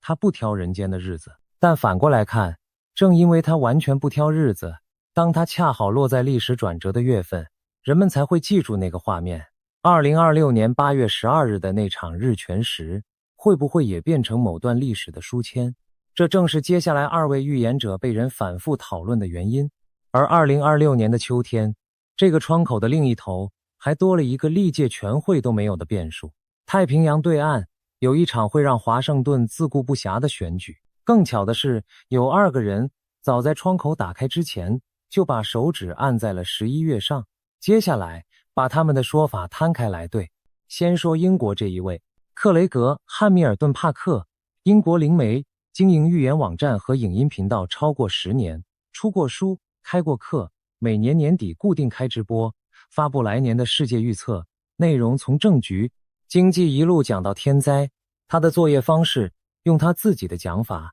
是零式搭配对时事的长期观察。也就是说，他自己并不否认他的预言里掺着新闻判读的成分。这一点先记下来，等一下对账有用。在预言圈，他的成名作是2件事。2016年，英国脱欧公投之前，他提前讲中了结果的方向。同一年，美国大选之前，他又讲中了川普当选。当时多数民调和主流评论压的都是另外一边，所以这2发命中，让他的年度直播从小众兴趣变成了大众话题，媒体开始引用他，订阅数跳了1个量级。但要对账，就得把成绩单2面都翻开。帕克说错的也不少，他预测过某些年份的重大天灾，时间到了没有发生；他点过名的某些政治人物动向，后来走向完全相反。还有一些说法，用词模糊到事后怎么解释都通，这种只能算无效样本，不能算命中。批评者的讲法很直接，这是霰弹枪打靶，一年讲几10条，总有几条中中的被反复传送，错的没人回头数。支持者的讲法是，重点不在命中率，在命中的那几发是不是事前讲死，讲得够具体。脱欧和川普那2发，时间戳在前，结果在后，这是查得到的。2种说法都摆在桌上，先不裁决，我们的做法始终一样，留存时间戳，事后回来对。这里顺便把本频道对账的3条标准交代清楚，因为接下来2位的说法都要过这道筛子。第一条，具体性。一条预言要么给出时间，要么给出地点，要么给出可辨认的事件形态，3样全无的不列入对账，因为永远无法判定对错。第2条，时间戳。说法必须在事件发生之前就有公开记录、直播存档、影片上传时间、文章发布日期，缺这个的一律当事后诸葛处理。第3条，可反驳性，必须存在一种结果能证明这条预言是错的。如果怎么发展都能解释成命中，那不是预言，是话术。用这3条去筛，帕克的记录里，脱欧和川普那2发是过得了筛子的，他那些模糊的年度饭坛多数过不了。这个筛法对他不算客气，对谁都一样。回到2026年，根据本频道对他公开直播内容的整理，帕克在近期的直播中多次提到下半年的东亚局势，大意是他看到台湾海峡周边的紧张在秋天之后明显升高。他不止一次用接近年底、11月前后这样的时间描述。他还提到，这波紧张和中国内部的权力状态有关，大意是内部越不稳，向外的动作就越大。他也讲到美国，大意是那段时间的美国会被自己的政治撕扯缠住，反应会慢半拍。必须再强调一次，以上是转述，是他直播里的说法，不是新闻报道，更不是已经预定的事实。比内容更值得记录的是他说法的演变轨迹。往前翻他早几年的直播，谈中国的部分多半聚焦在经济放缓和天灾。从某一场直播开始，画风明显转向军事和领导层，时间描述也在收敛，先是泛泛的未来几年，后来是2026年，再后来收敛到秋冬11月前后。一个预言者的用词从宽变窄，只有2种解释，要么他看到的画面变清楚了，要么他跟着新闻的温度在调整，哪一种都好，这条收敛的轨迹本身是客观存在的记录。一个英国灵媒的说法孤证不立，如果只有帕克一个人讲11月，这支影片不会成立。关键在于大洋另一头有一个背景完全不同、管道完全不同的人，把时间指向了同一个月份。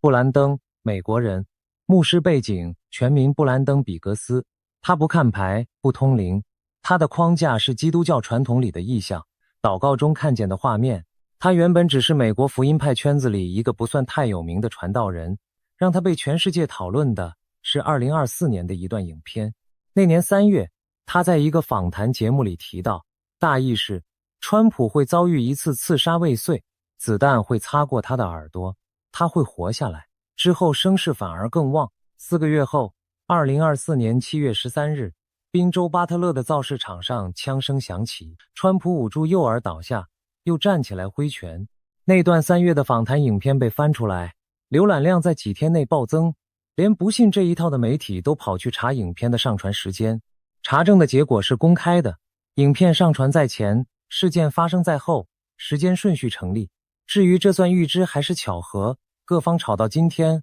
我们不下结论，只记录时间戳。同样地，对账要对两面。布兰登的其他说法有些没有应验，有些时间点讲得不准，有些用词宽泛到难以检验。他谈过经济动荡，谈过天灾，谈过美国社会的撕裂，其中有讲中的，也有到期未兑现的。他自己圈子里的人也承认，意象最难拿捏的就是时间，画面可能是真的，挂在哪一年是另一回事。所以他的记录和帕克一样，有正中，有落空，不是神谕，是一份需要打折看待，但因为那一发太准而无法直接丢掉的参考资料。接下来是重点，根据本频道对他近期受访和影片内容的整理，布兰登多次谈到东亚，大意是他看到的画面和海峡和船舰的对峙有关。他描述过一种箭在弦上的态势，他给的时间感落在选举前后。注意，对一个美国牧师和他的美国听众来说，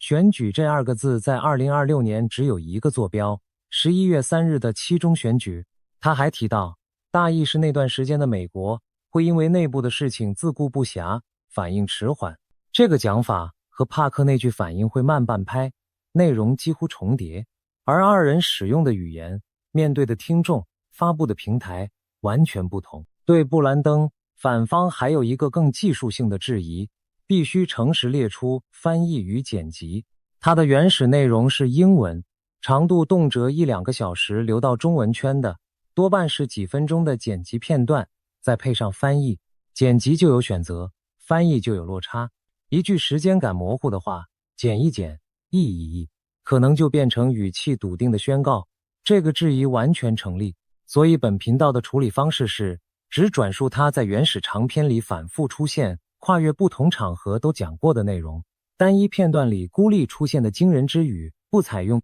反复出现的那部分就是前面讲的海峡、船舰、选举前后、美国自顾不暇，这几个元素是多次出现的骨干，不是剪出来的花边。现在把2份转述并排，帕克，英国，灵媒框架，说法一路收敛到11月前后。布兰登，美国，牧师框架，时间感落在选举前后，也就是11月。2人不同国家、不同信仰体系、不同受众，公开记录里互不引用、互不认识，2条完全独立的线压在同一个月份。统计上，这当然可以是巧合，全世界讲预言的人成千上万，总有2个人撞在同一格，这个反驳成立，必须诚实地放在桌上。但同样要放在桌上的是，这2位不是随机抽出来的路人，是各自留下过查得到的命中记录，被反复检验过的2个名字。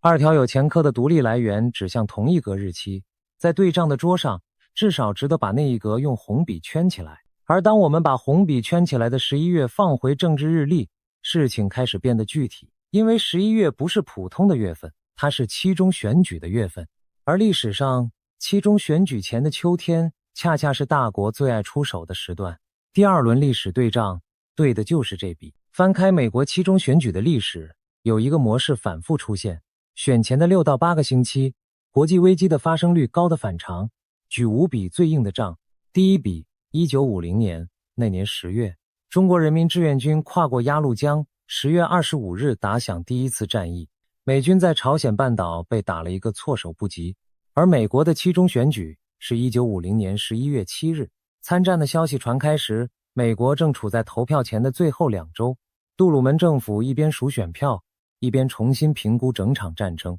出手的时间掐在对手最忙乱的当口。第二笔，1954年9月3日，解放军炮击金门，第一次台海危机爆发。2个月后，11月2日，美国期中选举，艾森豪政府一边处理选举，一边处理海峡，最后在12月和台北签下共同防御条约，炮声和选票前后只隔60天。第三笔，1958年8月23日，金门炮战开打，44天里几十万发炮弹砸在金门群岛。那年的美国期中选举是11月4日，823开打的时间点距离美国投票日大约10个星期。毛泽东后来自己讲过，炮击金门有测试美国反应的用意，测试什么时候做最准，对手分心的时候。第四笔，最惊险的一笔，1962年10月16日，甘乃迪看到 U-2 侦察机拍下的古巴飞弹阵地照片，古巴飞弹危机开场。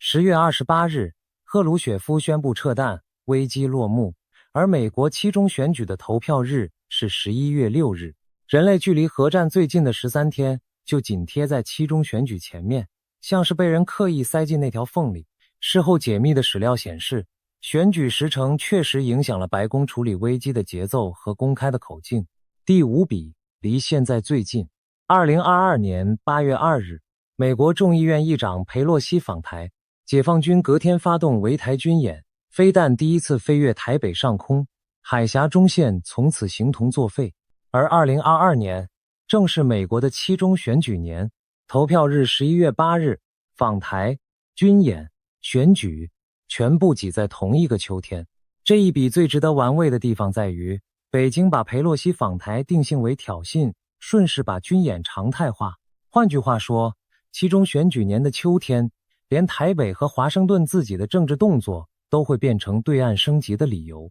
五笔账横跨70年，同一个模式，期中选举前的秋天，要么对手出手，要么危机升级。美国一边投票一边救火，这不是预言，这是档案。美国政治圈甚至有一个专门的词，叫10月惊奇，指选前最后几周突然冒出来，足以翻转选情的大事件。这个词原本说的是国内的政治操作，但翻开上面那五笔账就知道，真正分量最重的10月惊奇往往来自国境之外。对手国家的参谋部门跟美国的选战幕僚一样，日历上都圈住同一个日子。再看2026年这场选举本身的结构，众议院435席全改选，参院改选约1/3。如果执政党输掉国会，白宫后2年基本上只剩外交和行政命令可用，内政议程等于归零。而历史上跛脚鸭状态的美国总统，在对外政策上反而更敢动，因为国内已经没什么可输的。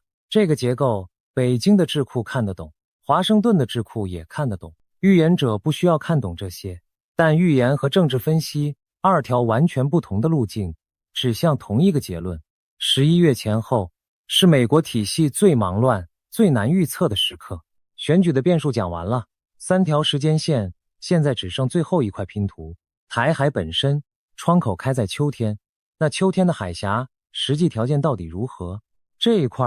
讲的是最物理、最无法作假的部分。先讲军演的惯例，近几年的模式已经固定，每逢和台湾有关的敏感时点，解放军必有大动作，而且规模一次比一次大。2022年8月围台军演之后，环台演习成为常态，代号一路排下去，联合利剑系列一场接一场。2024年1年之内就演了不止一次，到了2025年，又出现海峡雷霆这一类新代号，演习的名目从侦巡、警戒一路升级到查验、扣船的科目。军事分析圈普遍的判读是，这些演习在演练的不是登陆，是风控，不打先围，把台湾周边的海空域切成几块，演练怎么堵住航道，怎么拦查船只，怎么把外援隔在第一岛链之外。这里再补一笔离台湾最近的历史账，1995到1996年的台海飞弹危机。1995年夏天，李登辉访美之后，解放军7月在彭佳屿外海试射飞弹，到了秋天8月和11月又接连举行飞弹射击和2期登陆演习，一路演到冬天。隔年1996年3月，台湾第一次总统直选前夕，飞弹直接落在基隆和高雄外海，美国调动2个航母战斗群进入周边海域，是越战之后美军在亚洲最大规模的兵力展示。注意那次危机的节奏，夏天出事，秋天升级演习，隔年选举前摊牌，压力不是一天到位的，是沿着季节一阶一阶叠上去的。如果2026年下半年的海峡也要升温，最可能的形态不是晴天霹雳，而是这种阶梯式的节奏。而阶梯的第一阶通常就藏在8月和9月的演习公告里。风控式演习最让人不安的地方是一个技术细节，风控演习和真正封锁的前48小时，从外面看几乎长得一模一样，同样的兵力集结，同样的航行警告，同样的禁航区公告，差别只在演习有结束日期，封锁没有。所以军事观察者盯的从来不是演习本身，而是2个指标：这次演习有没有事先宣布结束时间，参演兵力撤回去了没有。只要有一次演习不宣布结束日期，或者演完不撤，性质就变了。这是秋决窗口里第一个要盯住的仪表。再讲天后，台湾海峡的军事天后窗口，公开的军事研究讲了几十年，结论很一致，1年2段，4月前后一段，10月前后一段，夏天有台风，一个接一个，大编队海上集结的风险太高，11月中之后东北季风全面接管，海峡浪高动辄3公尺以上，2栖载具根本放不下去，一直要锁到隔年3月，所以纯看海象。下半年若要有大规模海上行动，10月是唯一的风，最迟拖到11月上旬，之后窗口就物理性关闭。天后的窗，政治的窗，选举的窗，3扇窗，同一个秋天。这不是谁的预言，这是季风的时刻表，10000年不变的那种。还有一个常被忽略的细节，海底电缆。台湾对外的网络通讯绝大多数走10几条海底缆线，过去几年离岛缆线被切断的事件反复发生。2023年2月，马祖对外的2条海缆在几天之内先后被弄断，马祖居民过了50几天靠微波备援的日子。之后几年，台湾周边的断缆和可疑船只事件频率明显升高，官方定调多半是脱网或锚链意外，但涉事船只的轨迹不少都被媒体追出问题。军事研究者提醒过很多次，断缆是风控剧本的标准第一步，因为它便宜，可否认，又能测试对方的修复速度和心理反应。所以在秋决窗口里，如果断缆事件的频率异常升高，那不是新闻里的杂讯，那是仪表板上第2盏警示灯。军演、天后、缆线，这是海峡这一侧的3件事实，它们单独存在的时候都只是背景值，但把它们放回前面摊开的时间线里，背景值就变成了倒数的刻度。好，3条时间线都摊开了，北京的全会线，华盛顿的选举线，2位预言者的说法线，底下还垫着天后和军演的现实线。现在把它们叠起来，揭晓的时刻到了。把2026年的日历放大，聚焦在10月和11月。第一层，全会惯例，前面对过账，近4次正常召开的全会，起始日期全部落在10月20日到11月8日之间。如果2026年的全会按惯例召开，会期大概率压在这条带子里。全会前1到2周，政治局会议公布日期；全会期间，人事案走完程序；全会之后几天，公报和通报出炉。整个政治动作最密集的区间就是10月下旬到11月上旬，这是第1条带。第2层，期中选举，11月3日投票。选前2周，美国政治体系的注意力最涣散，所有部门都在等选举结果。选后2周，如果国会翻盘，华盛顿进入权力重组的认知混乱期，旧多数党在清点损失，新多数党还没接手，把这段画出来，大约从10月20日拉到11月17日，这是第2条带。第3层，预言的转述。帕克的时间描述接近年底，11月前后，布兰登的时间感，选举前后，2条线都照在同一段上，这是第3条带。第4层，物理条件。海峡的秋季行动窗口10月开，11月上巡关，这是垫在最底下的那条带。4层叠完，重叠最深的区间浮出来了，10月的最后一周到11月的第1周，前后大约14天。全会的惯例会期在里面，其中选举的投票日在正中央，2位预言者的手指按在上面，海峡的天后窗口在这里收口，这就是开头承诺要揭晓的答案。整张时间表上最拥挤的2周，从10月下旬的某一天到11月上旬的某一天，4条带子叠在同14天里。为什么偏偏是这14天，而不是更早或更晚？把两边的视角各讲一句就懂了。从北京的视角看，全会之前内部的牌还没洗完，谁也不敢在外面开新战线。全会之后，人事底定，路线定调，对外动作才有内部授权。而天后窗口偏偏在11月上旬收口，等于全会一散场，能动手的日子只剩下短短1节。从华盛顿的视角看，投票日之前，白宫不敢冒险，任何危机处理失当都会直接反映在选票上。投票日之后，若国会翻盘，行政部门忙着止血，反应速度最慢。两边的政治力学，一个在这14天里刚拿到授权，一个在这14天里最没有余力。窄缝不是画出来的，是两边的制度自己挤出来的。而从8月28日那场月食算起，到这段窄缝的终点11月3日，差不多是67天。从石像的钟声到窗口的正中央，2个多月。这就是标题里那句倒数2个月的由来。当然，叠出一个区间不等于那个区间里一定出事，把话讲死就不是对账，是算命。所以最后一段用推演收尾，秋决窗口的14天，有3种可能的收场剧本。剧本1，冷处理，几率最高，全会如期召开，公报4平8稳，人事微调，该处理的名字用一句程序性的话带过。期中选举正常举行，某一党输掉国会，华盛顿照常吵成一团，但只是吵。海峡有军演，规模不小，演完宣布结束，兵力撤回，预言落空，或者说预言里的紧张只兑现成新闻头条里的几天热度。历史上大多数的秋天最后都是这样过去的。如果是这个剧本，这支影片的价值是留下一份时间戳完整的对账记录，等下一个窗口再拿出来用。剧本2，灰色升级，几率中等，也最难察觉。窗口里出现连环的小动作，断缆事件便秘，可疑船只在缆线上方徘徊，某几天无人机和军机的架次刷新记录，某一场演习公告了开始，却迟迟不公告结束。外岛的补给航班和货船被要求配合查验，每一步单独看都构不成开战的门槛，每一步都留着意外和误会的否认空间，但叠起来，现状已经被推着走了一大段。这个剧本的辨识方法就是前面给过的那几个仪表：演习的结束日期、兵力撤收、缆线事件频率、全会日程是否准时。仪表有2个以上同时亮灯，就要按剧本2来理解。剧本3，硬事件，几率最低，代价最大。形态不见得是教科书式的登陆，更可能是一次处理不当的意外，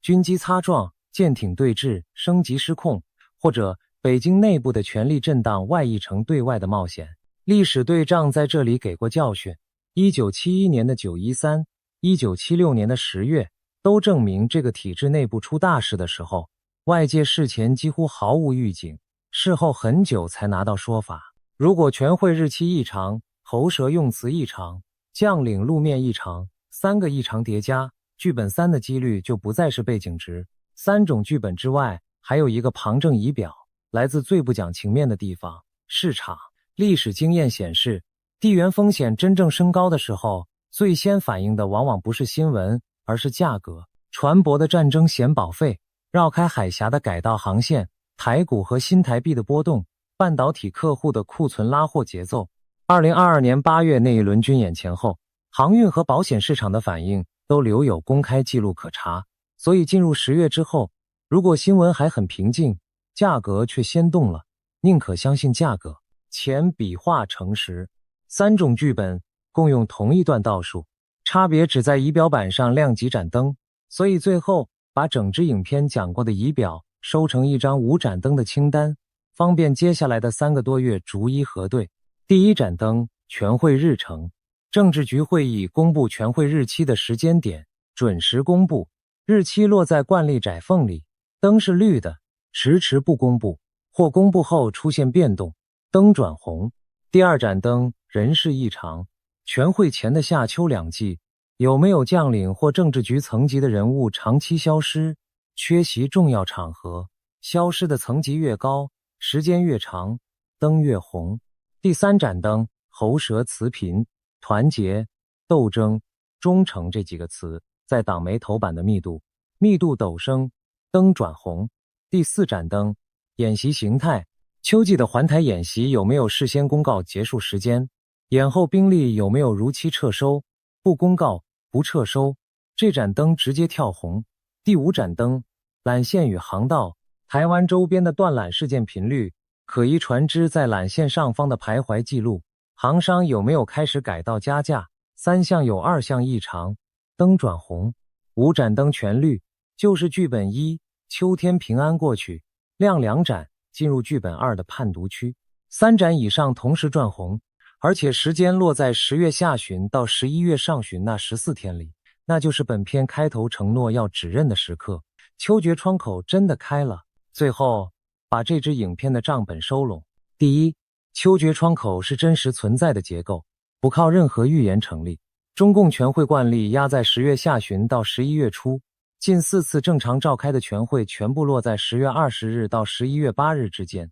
美国期中选举固定在2026年11月3日，两者加出的重叠带前后大约14天。第二，历史对仗显示，这个体制的重大震荡偏爱秋天。1959庐山，1962十中全会，1965姚文元的文章，1971、1913、1976年10月，1978三中全会，而美国期中选举前的秋天，1950、1954、1958、1962、2022 5度出现参战、炮战、飞弹危机或围台军演，两边的档案指向同一个季节。第三，帕克与布兰登，一个灵媒，一个牧师，2条互不相识的线，说法经转述整理后，同指11月，预言可以不信，2条独立来源的重合，值得记录在案。第四，物理条件收口，海峡的秋季行动窗口10月开，11月上旬关断缆与不宣布结束的演习，